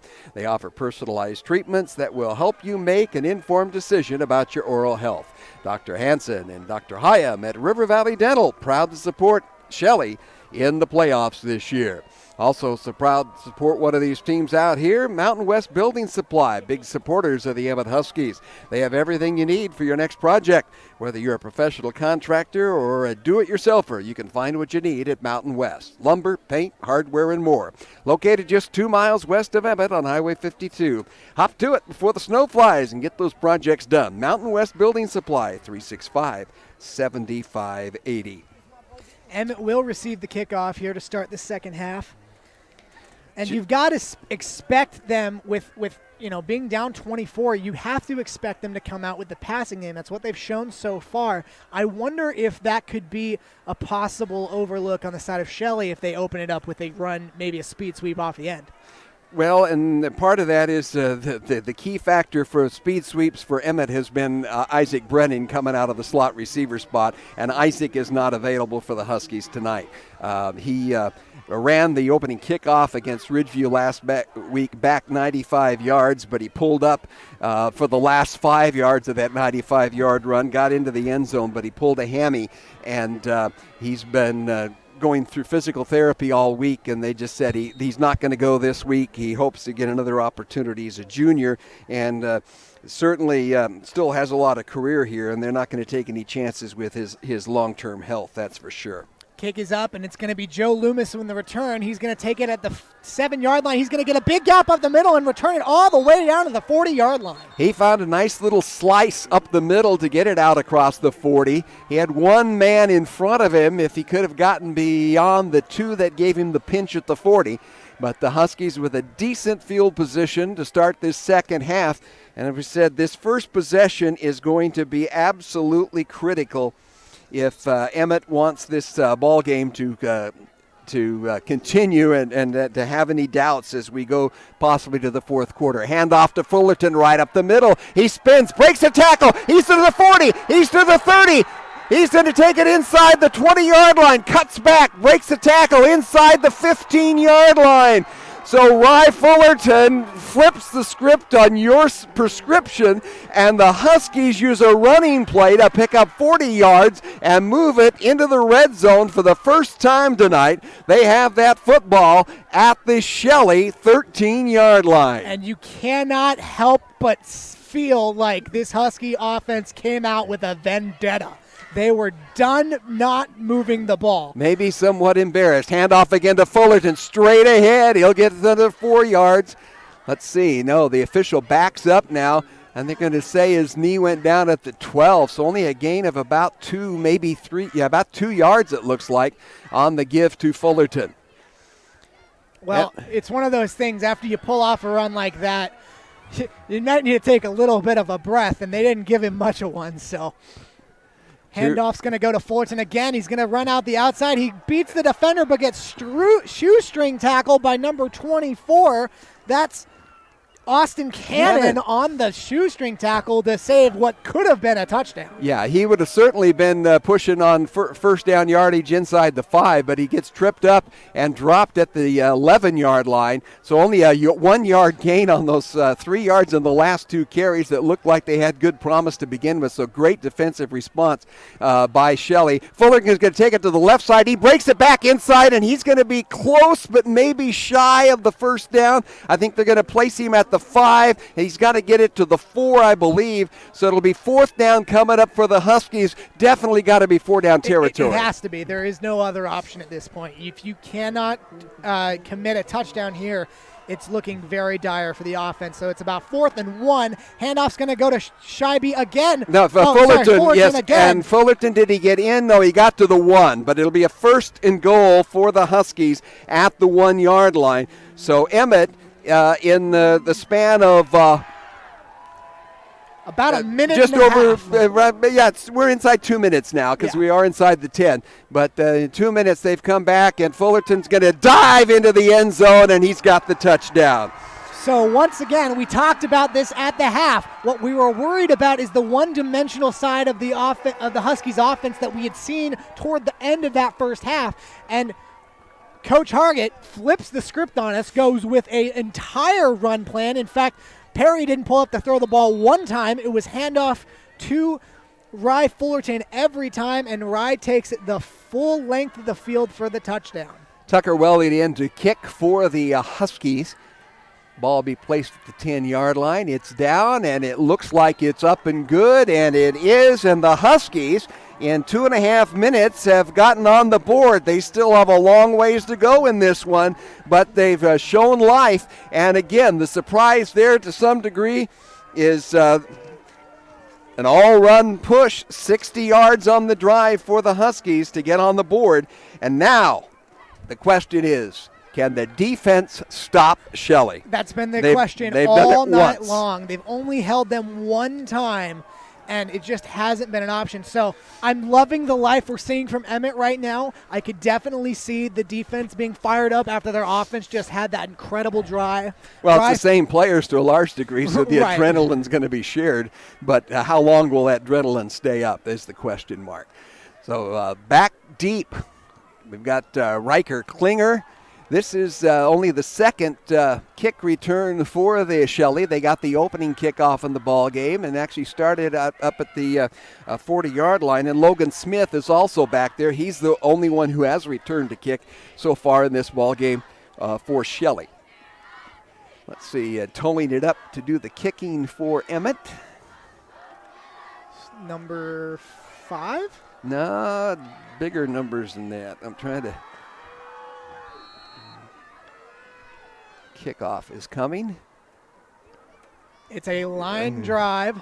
End over end. That's going to be left on the ground back at the at the 14-yard line, and doing a good job to simply cover it and not give it up was Riker Klinger. That could have been a disaster for Shelley if they lost that kickoff, but Klinger got on it, and it'll be at the 17-yard line, 16-yard line.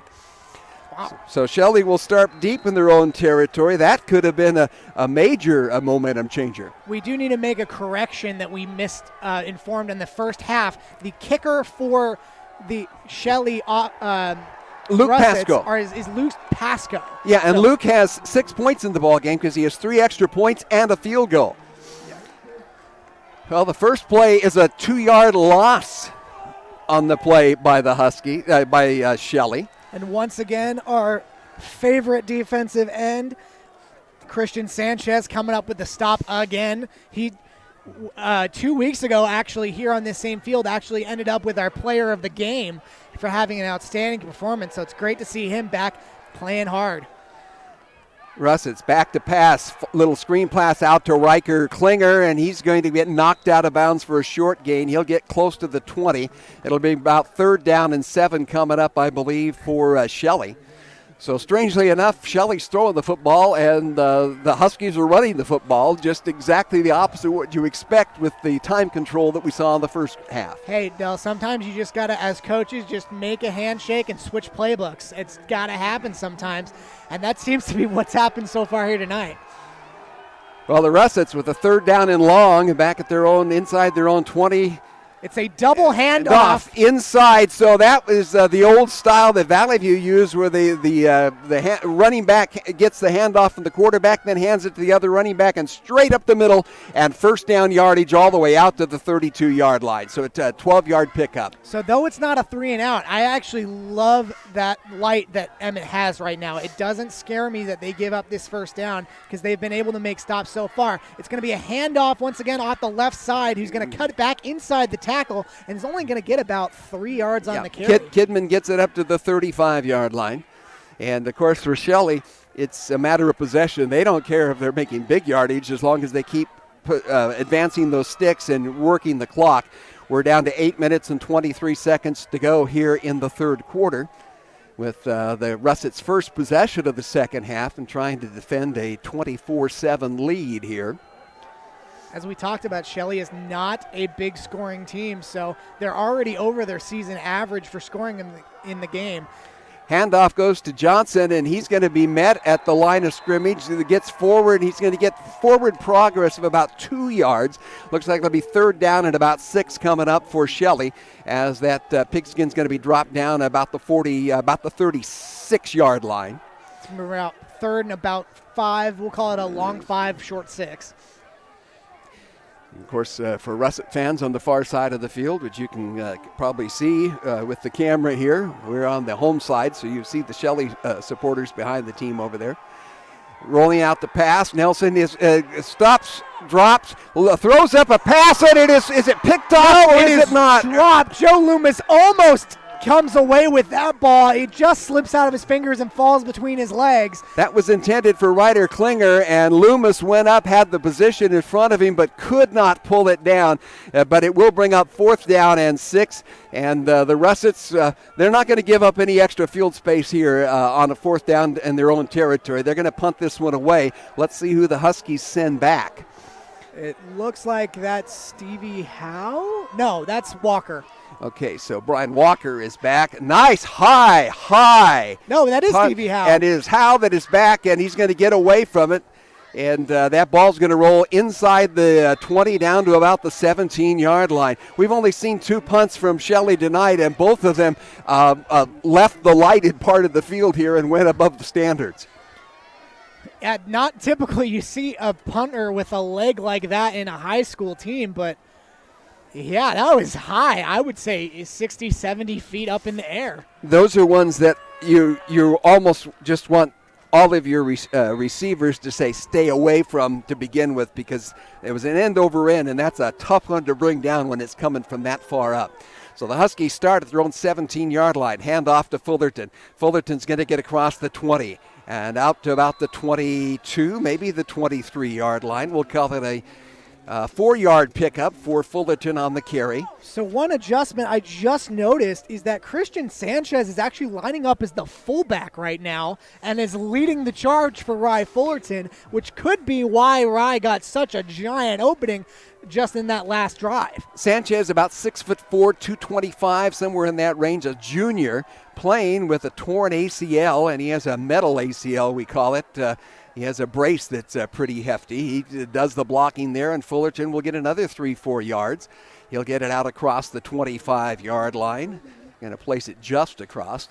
So we'll call it a 3rd down and a long 2 coming up for the Huskies in their own territory. They're trailing this one by 17, 24-7, with 6:17 to go in the 3rd quarter. Fullerton takes it off tackle right. He's got 1st down yardage to the 30.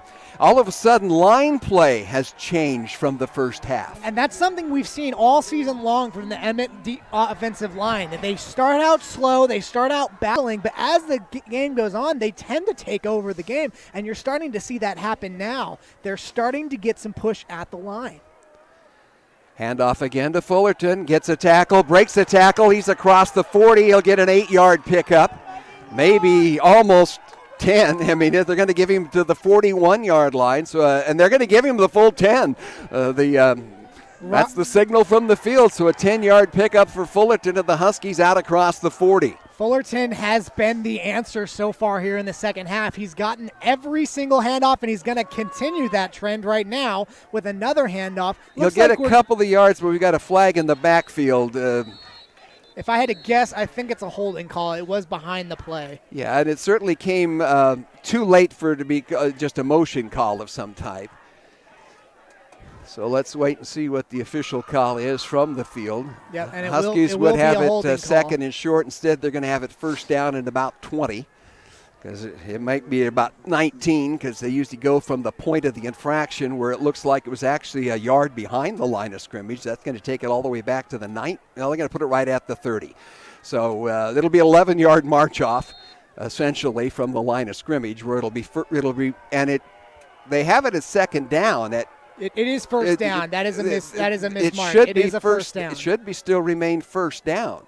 It is on the clock. And the ball is fumbled, and it's on the ground, and Shelley has it, picking it up and trying to take it for yardage is number 15. That is C.J. Fielding, the safety who came up. Just a mishandled handoff as Perry kind of had a high snap, lost it. They couldn't find the handle. Fielding picks it up, takes it another 10 yards downfield, and Shelley has its 2nd turnover of the ball game.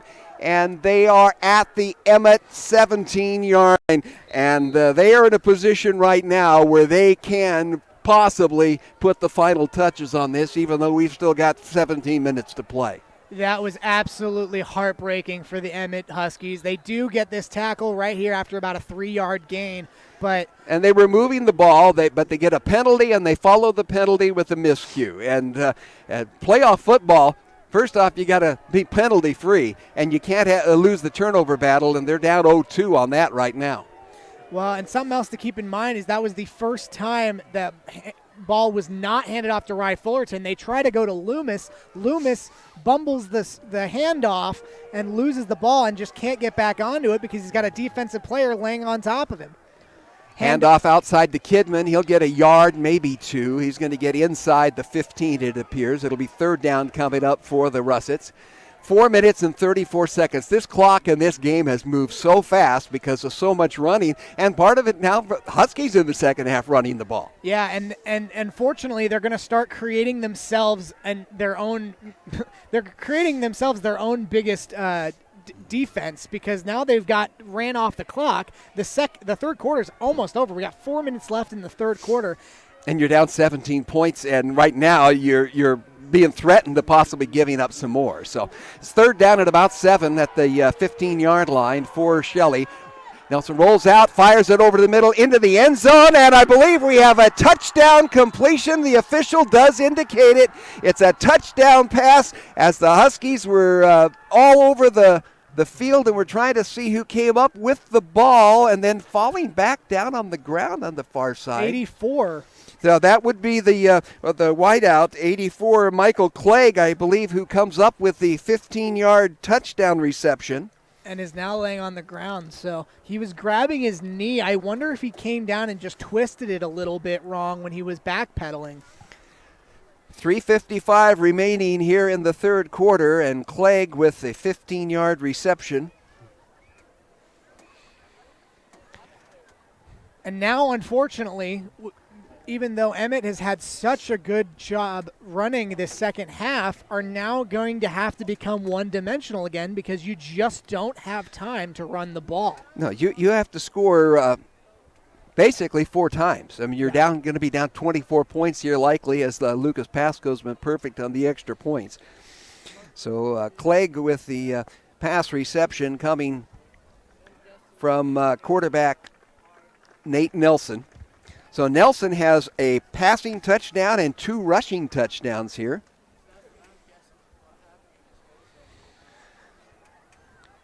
That was a great, well-executed play because they had the big man down there, and the Huskies were playing the run and got bit again. So Pascoe with the extra point attempt coming here with 3:55 to go in the third quarter. So Emmett's touchdown to start this quarter has been matched now, and we're back to the 24-point margin we had at the intermission as Pascoe hits the extra point. It's 31-7. Shelley on top of the Huskies, and Emmett will be getting the kickoff return here shortly, but they are in a deep hole if they want to extend their season. Positive note, Michael Clegg did end up walking off under his own power after the end of that play. It looks like to me it was more of a cramp. He walked off. He's walking fine. He's got his helmet back on. It looks like he's about to come back into the game. So, well, he got up and moved around, and that's always a big factor in this one. Hannigan Auto Salesman, locally owned and operated for nearly a century in Emmett. At Hannigan Auto Sales and Service, they can take care of everything before, during, and after the sale. In-house financing, full-service auto detailing, and full-service auto repair, including diesel repair. They are now buying used cars, not just trading them, they're buying them outright. You give them a call at 365-5050 or stop in at Hannigan Auto Sales and Service on Washington Avenue in Emmett. Ready to kick it off. The Russets with a 31-7 lead, and the bouncing pass the kick is going to be chased down at the 5-yard line by Loomis. Had a hard time getting a handle on it. He's going to get back to the 15 and now out to the 20 into the 24-yard line. And talk about full scramble, but it took him about 5 seconds to get a handle on that football. Unfortunately, there is a flag down around the 35. You can't quite see it on your screen, but I think it's going to be a holding call on the return team. In high school football, you're not actually allowed to just lay on top of the defender after you knock them down. You have to roll off of them and allow them to get back into the play. So that's going to be a holding call on Emmett, which will walk the ball back about... No, well, it's going to be back inside the 15, probably back close to the 10-yard line. It's going to be a 10-yard walk-off. So Unfortunately, that entire return by Loomis is wiped out. Instead of being at the 21 or 22, the Huskies will start this drive with 3:46 to go in the third quarter, trailing by 24, and they started at their own 11-yard line. Hand off to Fullerton, breaks the tackle. He's across the 20. He's going to get another tackle break to the 25, to the 30, and he rolls out of bounds at about the 34-yard line, 33-yard line. So a big gain at 23 yards for Rye Fullerton. He's probably starting to near the 100-yard mark again for the season. He's actually over. I think he's around 112 on the game so far. And most of that here in the second half, but they need a lot more of that and quick. Perry, high snap. Going to fire it out into the flat. Gets his receiver on a little screen to Howe, and Howe's going to get 2-3 yards. And the way the Shelley bench was jumping, I thought maybe we had a fumble or not, but they're just happy they brought him down for a 2-3 yard gain. I think the ball popped out for just a second, but I think the officials already marked him down by contact, so it does not matter. So it'll be second down and about 7.5, 8 yards to go for the Huskies in their own territory. They're going to fire it out in the flat. They were trying to get it out to Howe, and a great defensive effort jumping up in front of that play. He was actually defending a different receiver, but jumping up and making contact was number 20. That is Chance Waite, and Waite knocks that down. And the Husky passing game has just not shown up here tonight. It hasn't, and Rye Fullerton is doing his darndest to get this team back into the game, but he needs a little help. They got to get something going in the passing game. Perry has got to wake up and get his receivers into the game. He gets it out to Walker, and Walker's going to get the first down yardage across the 45-yard line to the 46, so a little rollout. And again, you just got to keep mixing it up. They're moving the sticks, and they cannot afford another turnover, though. Those 2 turnovers have both been costly, as Shelley has responded from each of them with touchdowns. Bottom of your screen is number 9. That's Kenyon Carter. Carter is in there. The handoff goes to Fullerton, and Fullerton drives forward for about 3. We'll get him to the 48-yard line. 2 minutes and 20 seconds to go. Again, Huskies needing 4 scores, essentially. 3 touchdowns and a field goal just to tie this one. So you kind of feel they've got to get in the end zone before this quarter runs out, and there's not a lot left. Rolling out is Perry, looking downfield. He floats one up there, and it's looking for Walker, and it's in fact it was overthrown and batted away. Defensively, I believe that was Wade in there again. Shelley has some nice-sized quarterbacks. They've got some 6'3s and 6'2s, and that's one thing the Huskies are shy on. Stevie Howe is the tallest receiver, right around 6 foot, and they do not have that height. And the Kenyon Carter is a speedster out at the bottom of your screen. 3rd down and 7 for the Huskies, nearing midfield. Perry rolls out. Has someone in his face. He's going to fire downfield. He's not going to get anybody there. He had 4 men on the Howe, it looks like. And Howe goes down hard, holding his leg. That would be a crippling blow to the Huskies if Howe can't get back into this game. Yeah, if he doesn't, because even if he's just a decoy, because everyone's going after him, and this is where the Huskies have struggled a little bit the last couple of ball games, is looking deep for Howe and not looking for that second opportunity. When you look down there and there's 3 or 4 of the defenders chasing your one man, you got to think somebody is open somewhere else. And Howe is not getting up. He's still laying on the field. As we said, that would be a crippling blow, because right now the only thing that Emmett's really got running right now is that running game by Rye Fullerton. Yeah. And Joe Loomis has been on the sideline now for the last 6 plays. I've just been noticing that. I'm wondering if it's because of some pain or if it's just trying to change out the personnel and get some fresher bodies. As we talked about before, Emmett runs 9 players both sides of the ball, and you're starting to see that lethargicism come through. Well, that may be a factor in Howe getting some attention in the end zone down here, as he's stretched out. And the Huskies already without their second wide receiver of the year, Isaac Brennan, who went down with the hamstring injury last week. So he has not been there as a second option to Howe. And we're now got a couple of receivers in who've played most of their season as JV receivers and JV players, not on the varsity. And if you lose Howe there, I don't know how you score 4 touchdowns with a running game only in 15 minutes or 16 minutes. I don't think it's possible. I think now, that being said, Rye Fullerton has broken off some big runs here in the second half, but you're kind of going to become one-dimensional, and if you do that, it becomes so much easier to defend. So it'll be interesting. Since 2008, Adrenaline Performance in Shelley has been the place to go for all your automotive needs. They offer a full-service mechanic shop with the best customer service you can find. Everyone at Adrenaline Performance wishes the Russets, good luck in today's game, as does Matthews Plumbing. They've been in business since 1947. And at Matthews Plumbing, they can service new or existing homes. Matthews Plumbing has been serving the Shelley community for over 70 years. Matthews Plumbing's wanting to wish the Russets good luck in tonight's game, and they've certainly played it out, luck or not. They have played a dominant game here so far tonight and have a 31-7 lead. And the Huskies now faced with 4th down and 7. Perry is alone in the backfield with nothing but rookie receivers out there, and he gets a reception to Rye Fullerton. So you bring Fullerton Oh, wait, out. No. Sorry, it's 27. 27. Okay, that's Quentin Smith coming up with the reception. I believe that may be Quentin's first reception of the season. And so the Huskies do get a first down with 1:41 to go. And I'm looking down trying to figure out if I really never did see. Howe limped off the field under his own command, but he probably will not be coming back into this game. He looked over at Coach and shook his head no. Well, it's that throws another kink in this one. Hand off to Fullerton. He's going to be stopped for just a couple of yard gain there. He tried to skip off to the left side, but the Shelley defenders doing a good job.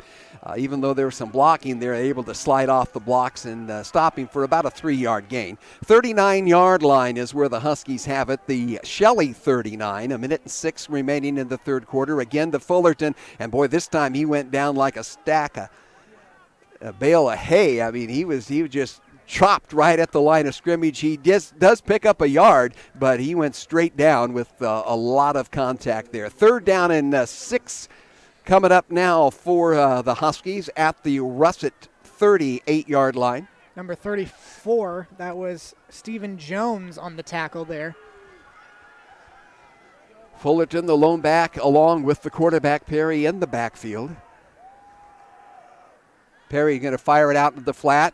Nice move made on the far that's side. Stevie Howe back in the game. You're kidding. I'm not. That's number 18, Stevie Howe back in the game. Just a minute. Is it 18 or is it 19, his little brother? It is Howe back in the game. Back in the game. So even though he's still limping right now, he's powering through and running that and catching that ball for the first down. So he gets first down yardage inside the 30, all the way down to about the 27. The clock is running down to 9 seconds. I think Huskies want to get another play off before the quarter expires. Or not. They're taking their time. Yes, they'll take the snap, hand off to Fullerton. No, Perry's going to keep it. Rolls out to the right, and he fires it right into the hands of Daniel Walker, and Walker cannot hold on to it.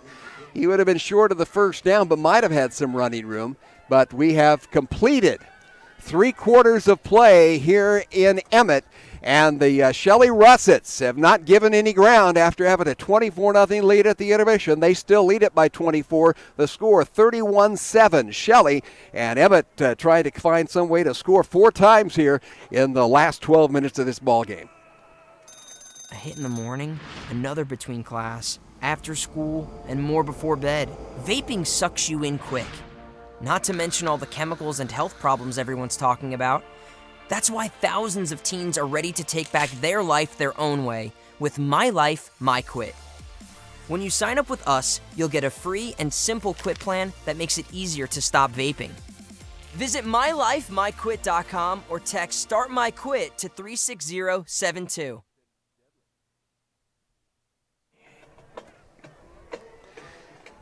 We're back at 20 Villanueva Field at Husky Stadium in Emmett, Idaho, where the Shelley Russets looking to try to advance to the quarterfinals for the second consecutive year in the 4A state playoffs. And they are trying to do it on the road. They are the 10th seed. The Huskies are the 6th seed in the 16-team playoff, and right now they have the advantage, but the Huskies have the football, trailing by 24, but in Shelley territory at the 32. Pass out to the near side to Stevie Howe. He'll get it inside the 25-yard line. Only about a 4, maybe 5-yard pickup on the quick hitter, and Howe limping rather dramatically as he goes back in, but he's not coming out. And you can only assume that's the senior going, "Coach, it's my last game, possibly. Yeah. Well, let me play it out." He's a three-sport athlete. He's a basketball starter and a baseball player as well. So he's all for the sport, that's for sure. Perry under traffic, gets it out to again. Howe breaks the tackle, gets inside the 15, down to about the 12-yard line. Made a man miss at about the 18, and another first down and getting out of bounds, stopping the clock. So we've only played 13 seconds now of the fourth quarter, and the Huskies have moved about 30 yards to get it. Looks like right at about, they're going to say it's inside the 10. It's first and goal. Handoff to Fullerton. Fullerton dives forward to the 5. And I would suspect that this is going to be Rye Fullerton taking it in. They can't risk throwing an interception and not getting these points here. Yeah, and the same side, they can't risk having to take 3 runs at it in a minute and a half to do it.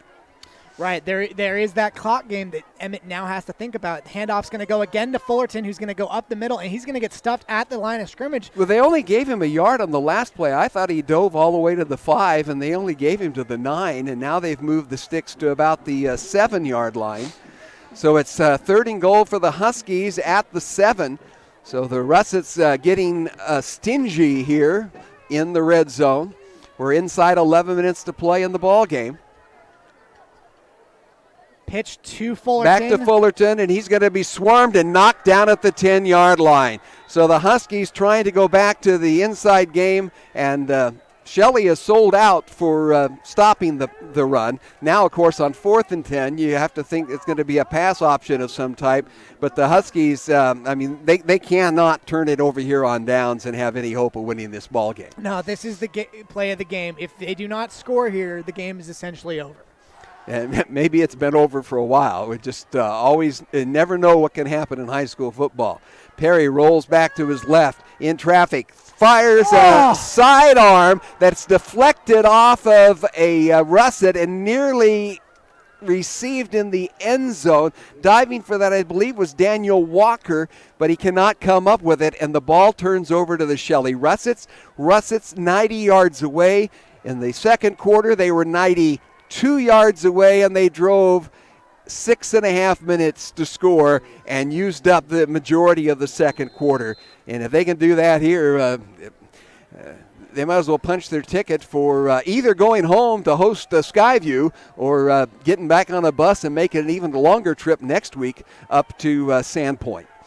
In the first handoff, nice running play. I do not expect to see a passing play, but I've not expected a lot of the things we've seen here tonight. That was a run by Riker Klinger that picks up about 5 yards. Do we have a flag on the play? Yeah, we have a flag right at the end of the play, which I can only assume is against the Emmett Huskies, and it looks like, it's going to be unsportsmanlike conduct by the defense.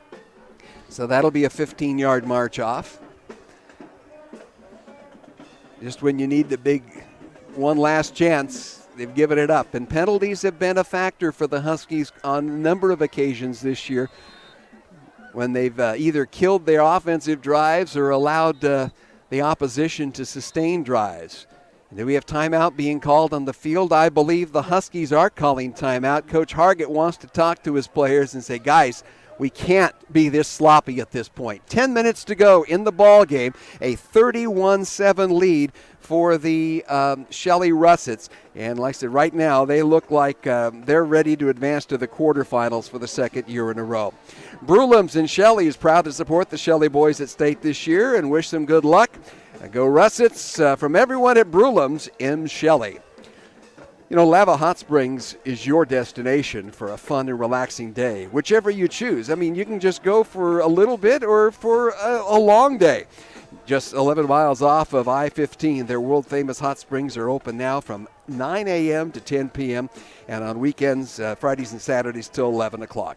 The all-natural geothermal hot springs, always a warm 102 to 112 degrees, so you can come and soak your worries away. Their indoor aquatic center with the Kiddie Cove open Fridays and Saturdays noon to 8 p.m., Sundays noon to 5 with special weekend hours. Visit lavahot.springs.com for more information and calendar of hours. Handoff inside, looks like it was going to get nothing, and then it becomes something. Driving forward, that is Johnson. Cade moves out across the 35, gets it to about the 37. We're going to call it a healthy 6-yard pickup by Johnson. So second and short coming up for Shelley at their own 36-yard line. And they're not concerned about that. They're just running clock at this point. They got it with 10 minutes to go in the ball game. They're going to hand it off inside. The Husky defense swarms and makes a stop. They're not going to allow any yardage to be picked up on that rushing attempt. Trying to move it forward was Klinger. Something to keep in mind, right now I would love one of those hot springs because it has gotten chilly here tonight, and that's something to take into a factor. When it gets cold like this, that's when players get hurt because your muscles get tightened up, and when you get hit hard with a tight muscle, that's when you get breaks and sprains and torn ligaments. So far tonight, it appears cramps have been our biggest issue. We're not exactly sure what Howell was down with, but he's been back in the game. Handoff on the outside to Kidman, and he's going to be there for the first down. And then more, and he's fumbled the ball. And Emmett has picked up the ball. Emmett has taken possession at the 48-yard line. So the Huskies, maybe a glimmer of life. Number 24 jumps on it. That's Shane Daniels, the junior, picking up that fumble recovery for the Huskies. And that was the case. The Kidman got the first down yardage, but he wanted more, and he got about another 5 and was still trying to break tackles and lost possession. So the Huskies get their first turnover possession. And not only that, but you're going to have a late hit being called on Shelley, so that'll tack on an extra 5 yards. So they'll be marching that one off. Oh, sorry, that's a 10-yard penalty. That's a personal foul. 15 they're marching off. You're right.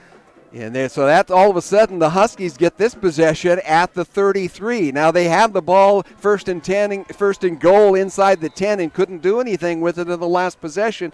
And they're going to have to score quick. 8:41 to go, and they trail by 24. Handoff? No, not a handoff to Fuller. It's a nice quick hit to Stevie Howe from Perry, and he's inside the 10-yard line. Howe, going down just a few minutes ago, has come back into this game and said, nope, I'm not done yet, guys. He's still limping a little bit, but he is powering through, and that's what they need from the senior. Down once again to the 10-yard line. It's first and goal for the Huskies. But they got to punch it in and punch it in quick. Fullerton beside, he's going to get the handoff. No, it's going to be a pass out into the flat, taking it in. Does Howe get in, and he gets the touchdown. 9-yard pass completion for a touchdown from Perry to Howe. That is Perry's 33rd touchdown pass of the season and the 20th touchdown reception of the season for Stevie Howe. Now, as much as that is a celebration, you have to look at it. You're down 13 to 31, hopefully making it 14, but you almost question maybe you go for 2 on this. Well, you'd have to do that 3 times and to Perry make up for the field goal, and that's what they're looking to do. Handoff, no. Perry rolls out to the right, fires into the flat. It'll be intercepted and picked off, and of course in high school you can't advance it. So the Huskies come up short there. They were going with the idea if we can score 3 touchdowns and make them all 2-point conversions, there's our 24. Now the field goal's out of the question. You got to score 3 more touchdowns. Yep.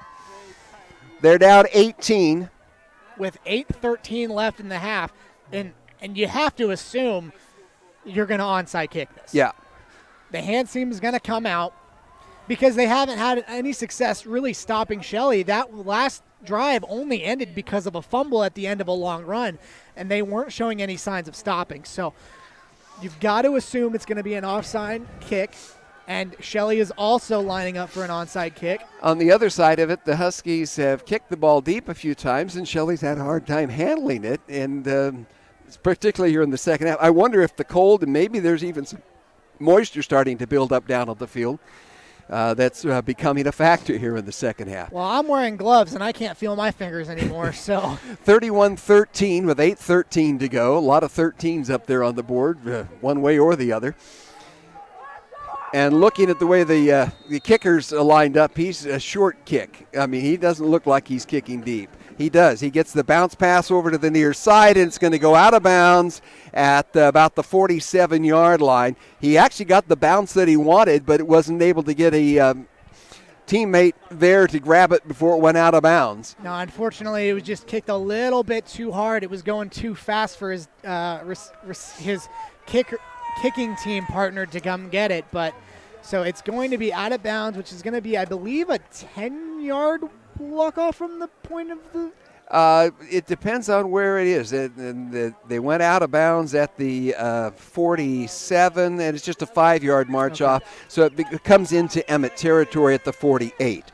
So the 1st and 10 for Shelley in Emmett territory at the 48. They have a 31-13 lead with 8 minutes and 13 seconds remaining here in the football game. Handoff to Kidman. He takes it left, trying to roll it outside. He gets around the corner, and he's got first down yardage inside the 40. Kidman's going to get all the way to the 37-yard line, it appears. So about 11, 12-yard pickup on the going back to the bread and butter that served them in their first 2 drives of the ball game that took up so much time. The wide out runs, right, left, student body rights, if you want to call it, in the old USA tradition. But out of that wing T, they've been very, very effective running the ball and controlling the ball tonight. Handoff into the middle and moving straight ahead, I believe, is Klinger. Double check that. But another first down run. So this looks like the first drive of the ball game. That was Kidman again. And he gets it down to about the 23-yard line. And this is just what we talked about. They're just running out the clock, but the problem is Huskies can't stop the run game, so they're just getting huge chunks off every single run. And part of that is defensive. You're going for the ball right now rather than the player too often, and you're missing the tackle, and that's. You almost have to do that because Huskies really need to get turnovers. And now the quarterback, Nelson, is taking his time. He's watching the clock. They're going to use every second they can with every possession as they have it 1st and 10 at the 24, and they're going to get a yard or 2 on that quick carry. That was Riker Klinger that time. Klinger's actually going to check out of the ball game now. And Johnson's going to come Johnson back in. comes back in. I mean, they can shuttle about 4 different running backs and move them around. But to me, the difference tonight, yes, they've had a great running game for everybody, but it's been the play-action passing of Nate Nelson that has been just comes up with the big play at the right time. Touchdowns, first downs, just some very good passing from Nelson out of the play action. And right now he's playing the commander out on the field and running that clock. Handoff goes to the right side, pick up about 4 yards, maybe down to the 19-yard line. That dive made, I believe, by Johnson. Yep, that was Johnson on the carry. And once again, you can see at the end of every single play, Nelson is looking up at that clock, seeing when the clock starts rolling again from when the ball is placed, and is counting out that 30 seconds. 6 minutes and 3 seconds, and the clock continuing to roll. It's 3rd down and 4 for Shelley at the Emmett 18-yard line. They send one wide receiver out, so you have to honor it because they've been effective with that play action. And now Shelley runs the clock all the way down and takes the timeout. That's the first timeout they've taken second half. They used a couple of them early in the first half, so they've still got timeouts left, 2 of them in fact. In fact, both teams have 2 timeouts remaining. But that's not a factor. The big factor is there's 5:47 to go in this ball game, and it's an 18-point spread. And Shelley with the lead and the football, they're in 4-down territory where they are right now, I would think. Right. At this point, you're so far into Emmett territory, there's no real reason to punt or kick the ball. You've got the lead. Just keep running and keep doing what's doing. It's 3rd down and 5 coming up here, but I don't see the play changing at all. They're actually close enough that Luke Pascoe could be looked at for a field goal, but I'm not sure you attempt a field goal with the risk of having it blocked. Now in high school, I don't can you return a blocked punt? A blocked field goal can be returned An in extra high point school. cannot. An extra point cannot. So if they kick the field goal, they can block it and return that. And So that would be the one risk of trying to just add 3 more points and make it. And that only makes it a 21-point game. So Emmett still would be three scores away. But it's not going to matter because they're going to get the pass completion to Kidman, and Kidman's going to get first down yardage inside the 10 down to the 7-yard line. And right now there's Shelley Russets running out this clock. And again, another play action pass out to the side from Nelson. He's hit Kidman. He's hit his wide receivers a couple of times. And certainly putting a bid to be in consideration for our Idaho State Transportation Department player of the game that we'll be choosing here up in, about 5.5 minutes. Well, that's on the clock. It may take a little longer, but not much the way this clock has been running tonight. Nelson under center. Rolls back, steps back, hands it off. Driving straight forward is Johnson, and Johnson's going to get down inside the 3-yard line. Let's see, they're going to put him all the way to the 2. Yeah, they're going to mark him down at the 2. So, second and goal coming up for Shelley as they're trying to add to that 18-point lead. And like I said, if you felt there was any question about this one, I'm not sure they want to score immediately. I think they want to take more time. I think you want to use all 4 downs here to score from the 2. It's only 2nd and 2, and as much as you want to, I mean, let's be honest here, though. A touchdown really does put this game away. Yeah, and not getting it isn't going to necessarily give that much life back either. Good stand by the Husky defense there. They're going to get nothing. In fact, maybe. I look at the official on the far side of the field, and he looks like he's at the 3. The one at the near is at the 2, and it looks like the ball's at the 2. 4:14, clock is rolling. There will be under 4 minutes before the Russets have to snap this one. And the Huskies just got in a hole in the first half with not being able to execute their offense, and then the turnovers in the second half when they finally got their offense going, they just kind of kept them at bay. And even though they were able to take advantage of a turnover late, they weren't able to do anything with it. Johnson trying to get in, and he's going to be pushed back. They're going to give him forward progress to the 1 or maybe even inside that. But it'll be 3rd down coming up as Johnson was stood up and pushed back. Kalen Conklin on the stop there. He met him right at the line and just drove him straight back. 3 minutes 30. We're looking at being probably under 3 minutes before, or down to about 3 minutes before this snap coming up. It's 4th and goal for Shelley at the 1. And this is one of those you're going, okay, we score, we go up, by 24 again or 21. I guess a touchdown would be 24 again. And it's cake. The other side, if we don't, Emmett's got 99 yards to go. Right. To try to set up a 3-touchdown rally. Right, and they're going to take a timeout here at 3 minutes and 4 seconds left in the game. And unfortunately, you hate to say it, but at this point, I feel like the game is kind of over. It's not kind of. It's, like I said, we've been saying most of the second half. It would take some kind of a miracle. A turnover or a rash of turnovers. So they got 1, but not enough, and they had a couple of their own as far as the Huskies were concerned. So a tremendous effort here tonight by the Shelley Russets. They came out, they were prepared, they used a lot of personnel, and that has shown. They have pounded their way down the field. We don't have any official statistics as far as the yardage. But time of possession, probably 3-1. Oh, at least. Yeah, at least. And the Huskies... Like I said, you have to look back and say, with the success we had rushing for a couple of possessions in the second half, if we'd had that early, would that have changed this?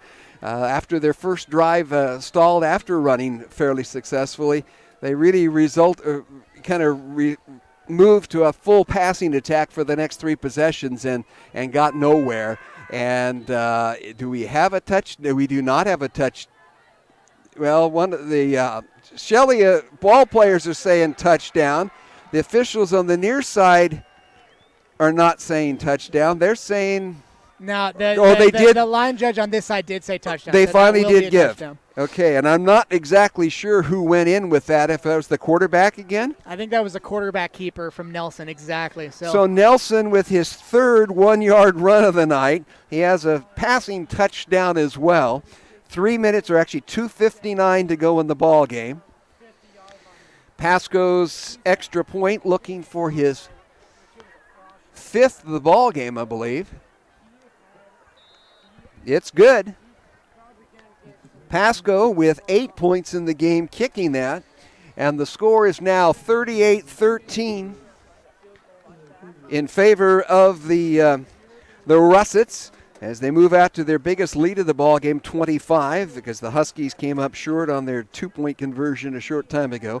So 2:59 to go, and now it's just a matter of pride trying to get back on the board maybe one more time for this season. For the Huskies, like I said, it's been a great year, 7-2 in conference play for the third consecutive year, actually in the regular season. And but for the second consecutive year, they've lost in the first round of the playoffs here at home. And it's been a rushing team that has brought them down. Last year it was Nampa that put together an attack that put up 37 points to beat them 37-29. Here at home. Here at home. And not something that they've seen that often. And they're going to lose some great talent. There's a lot of young kids, sophomores and juniors, that play quite a bit for Emmett, but they're certainly going to lose Perry and Fullerton and Howe, and those three have been a lot of their statistics all year long. Huskies take the kick and return it out to about the 33-yard line. That was Joe Loomis with the return. Loomis, another senior in this group.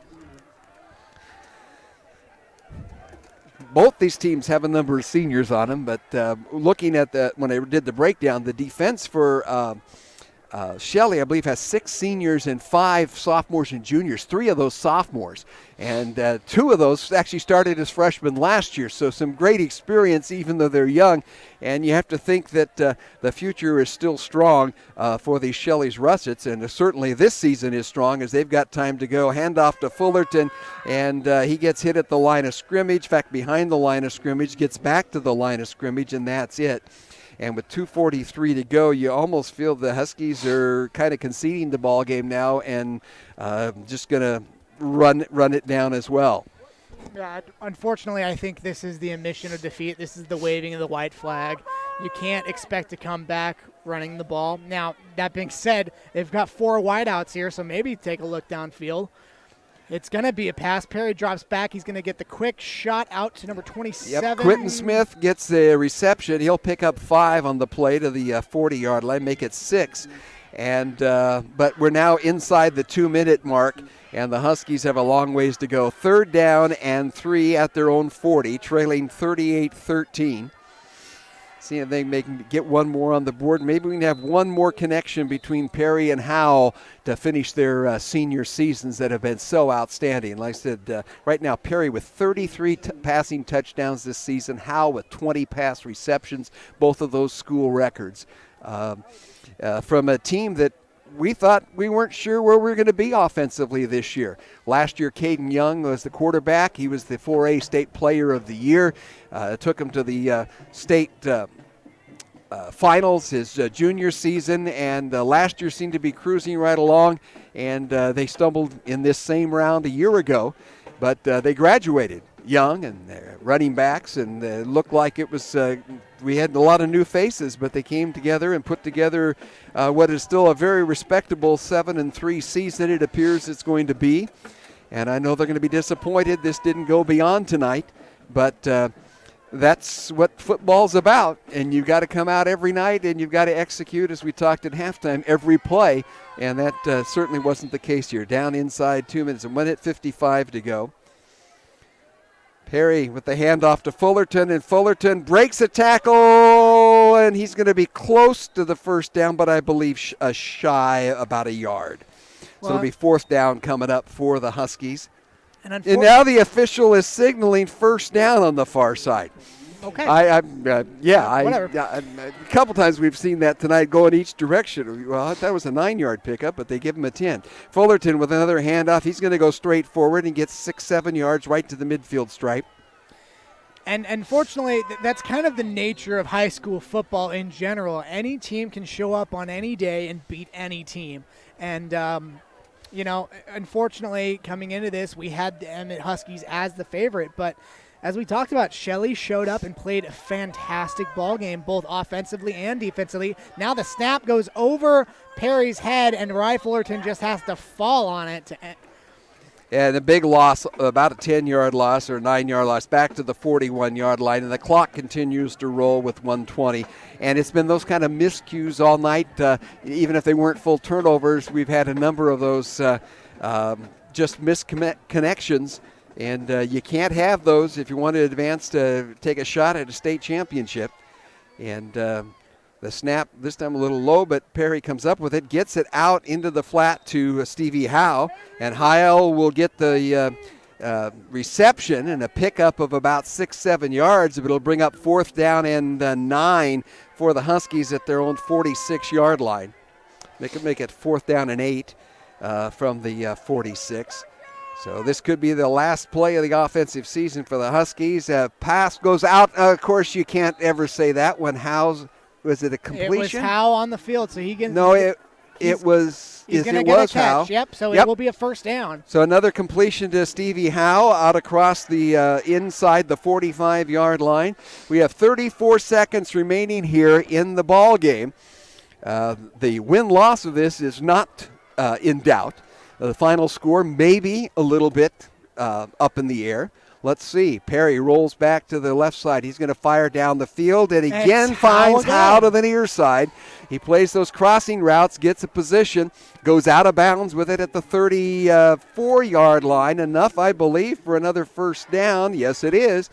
And so with 28 seconds to go, we said, will it be the Perry-Howe connection, trying to get one more just for the road? I mean, at this point, might as well make that school record stand for a while, you know what I mean? Well, the old record had been 21 for us passing touchdowns in the season, so it's been broken and then some, with 33 right now by Perry. He's looking downfield, has a man open, he's going to be picked off. They were looking again to Howe. Howe looked to be wide open, but setting back and playing center field and picking that off on the far side. I'm not exactly sure who did that for the Russets. That was actually Kenyon Carter was the intended receiver. Oh, it was Kenyon Carter out there. Okay, he was wide open, but the receiver the defender read it absolutely perfectly. He saw that he was wide open, and he just timed it perfect. So another pass interception thrown here tonight. And if this is anything but a kneel, I will be shocked. Yeah, with 21 seconds to go. Yeah, I think we have just about finished this one up here as we have a change of possession. Are you ready for winter? It's coming, and the helpful place for your building and hardware needs is Gem Supply and Building Co-op in Emmett. Wood pellets now in stock and ready for pickup. Come see Lori and the gang at Gem Supply Co-op. The nursery is pretty much done, but Christmas trees are arriving November 22nd. So get ready at Gem Supply Building Co-op, North Washington in Emmett. And it is, as we predicted, a knee, and that's exactly what Shelley has done, and they have posted an impressive 38-13 win over the Emmett Huskies to end the number 6 ranked Huskies season and to push the Russets into the quarterfinals of the 3A state championships. We'll try to check some scores when we take a break here. They'll be playing next week either at home against Skyview if the Hawks were to upset Sandpoint tonight. But more likely by the numbers, Shelley will be headed all the way to North Idaho to take on the Bulldogs for the second consecutive year on the road in Sandpoint in the quarterfinals. We'll try to get that all marshaled out for you and come back with our Idaho Transportation Department player of the game when we return. I know a little something about myths. Like the myth that speeding isn't dangerous. Oh, and that myth you can tailgate at a safe distance. Or that you could safely weave in and out of traffic. Don't be fooled by myths. You'll get yourself into a hairy situation. Stay focused on the road. Be a legend like me. Have you heard the one about Shelley over in Pay Lake? Look at that. The unmistakable swagger of someone fully covered with health insurance through Your Health Idaho. Health yeah! Enroll by December 15th and you could qualify for quality health insurance starting at $0 a month. I'm Rick. I live here in Rupert. The more that we can keep the virus under control, the better for everyone, and especially people with disabilities that comes with being aged, because usually have other underlying issues. I actually suffer from diabetes now, so that even increases my odds that if I do get the virus, it could be devastating for me. Taking the hard path isn't always easy. It takes courage and determination to do hard things. Quitting tobacco and vaping is possible. You decide when. We'll show you how. Learn more at projectfilter.org or call 1-800-QUIT-NOW. If a pedestrian is hit by a car going 20 miles per hour, there's a 90% chance he will survive. At 30 miles per hour, the likelihood of survival decreases to 60%. And at 40 miles per hour, it goes down to 20%. 10 miles per hour makes all the difference. You're in the driver's seat. You have the power to save lives.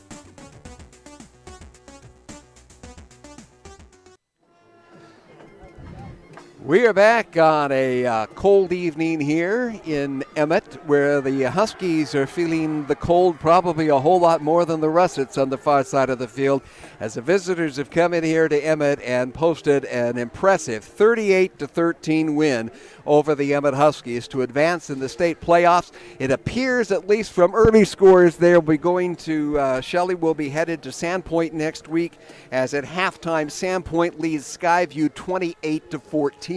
Now, that could obviously change. Skyview, a passing team, maybe they can come back, but Sandpoint, much like Shelley, a pound and ground, but the difference in this ball game, quite frankly, as much as they are able to run the option out of the wing tee, they picked up some very valuable passing yardage out of that run option, as quarterback Nate Nelson rolled out time after time, was able to find receivers on the edge or deep in the end zone if he needed to. And Nelson with quite a ball game here, 3 rushing touchdowns for a total of 4 yards. But whoa. 5 yards. 5 yards, excuse me. There's a 1, a 3, and a 1. So 5 okay, yards. there you go. I keep running the shortchanging No, on the 1 give him, touchdown. hey, quarterbacks don't get to run a lot, so give him his 5, man. But he did have also a back-breaking pass touchdown that in the second half, when it looked like maybe Emmett was going to come back in it. But also give a ton of credit to the defense of the Shelley Russets tonight. They gave up some yardage to Fullerton, and they gave up a little bit of passing yardage at time, but nowhere near the kind of passing yardage that Emmett's been able to get all season long. And they really shut down that aspect of the ball game. And by ball control on the offense, they get a 3-1 advantage in time of possession, and they took advantage when they needed to get the scores and win this one 38-13. So right now, I guess we've got to choose a player of the game, and my vote would go to Nate. I think it's Nate. It's got to be Nate Nelson. He had control of the entire game, kind of acted as that commander on the field, especially coming into the fourth quarter, watching that clock, managing the time. As you said, 3 rushing touchdowns as well. I'm so sorry. Are you still good? I'm not sure. I don't know if we're still here. I'm so sorry. Are you still good? I don't know. We don't have any way to check. We have no way to check to see. We just had a little power outage here, so we're going to go with the idea that we're still on the air and finish this one up, because we don't have the way to back it up. And, of course, we'll have this one all saved. If you're wanting to pick up a copy of this game, right on your screen there's the ability to click and buy this game and use that. But our player of the game is Nate Nelson, quarterback for the Shelley Russets, as they will advance, probably playing at Sandpoint next week in the quarterfinals. For the Emmett Huskies, their season ends at 7-3. They had won 7 of their last 8 ball games, but tonight they got on the backside to start this one, or a little bit short, and they were down big, 24-0 at halftime, came out and scored to start the second half. Thought maybe there was momentum, but again, Shelley able to take control with a control offense and take advantage of 2 turnovers that also gave them opportunities to score and re-extend that lead. So the final score here is Shelley 38 and the Emmett Huskies 13. IdahoSports.com has Brought to you this ball game on Idaho Sports GameStream, a production for the 2002 Idaho High School Football Playoffs. Tournament coverage on IdahoSports.com is presented by Project Filter, Your Health Idaho, the Idaho Department of Health and Welfare, and the Idaho Transportation Department. Also brought to you by Valley-Wide Cooperative and your local Toyota dealers. Local sponsors who help make this game possible: River Valley Dental, Adrenaline Performance, Matthews Plumbing, Brulams, and Lava Hot Springs for Shelley, and for the Emmett sponsorships tonight, Mountain West Building Supply, Hannigan Auto Sales, and Gem Supply Building Co-op. We want to thank Athletic Director Ashley Holt for all of her help, and everyone here at Emmett High School for their hospitality, helping us get this game broadcast to you. Again, congratulations to our IdahoSports.com player of the game, presented by Idaho Transportation Department, and that is Nate Nelson, quarterback for the Shelley Russets. Thank you again for joining us here on IdahoSports.com as the Russets defeat the Huskies of Emmett by a score of 38-13. For my broadcast partner, Chandler Gray, everyone else behind the scenes here at IdahoSports.com, I'm Del Gray saying so long, and we'll see you next year for Husky football. And, of course, you Shelley fans, stick with them as Russets are still moving on.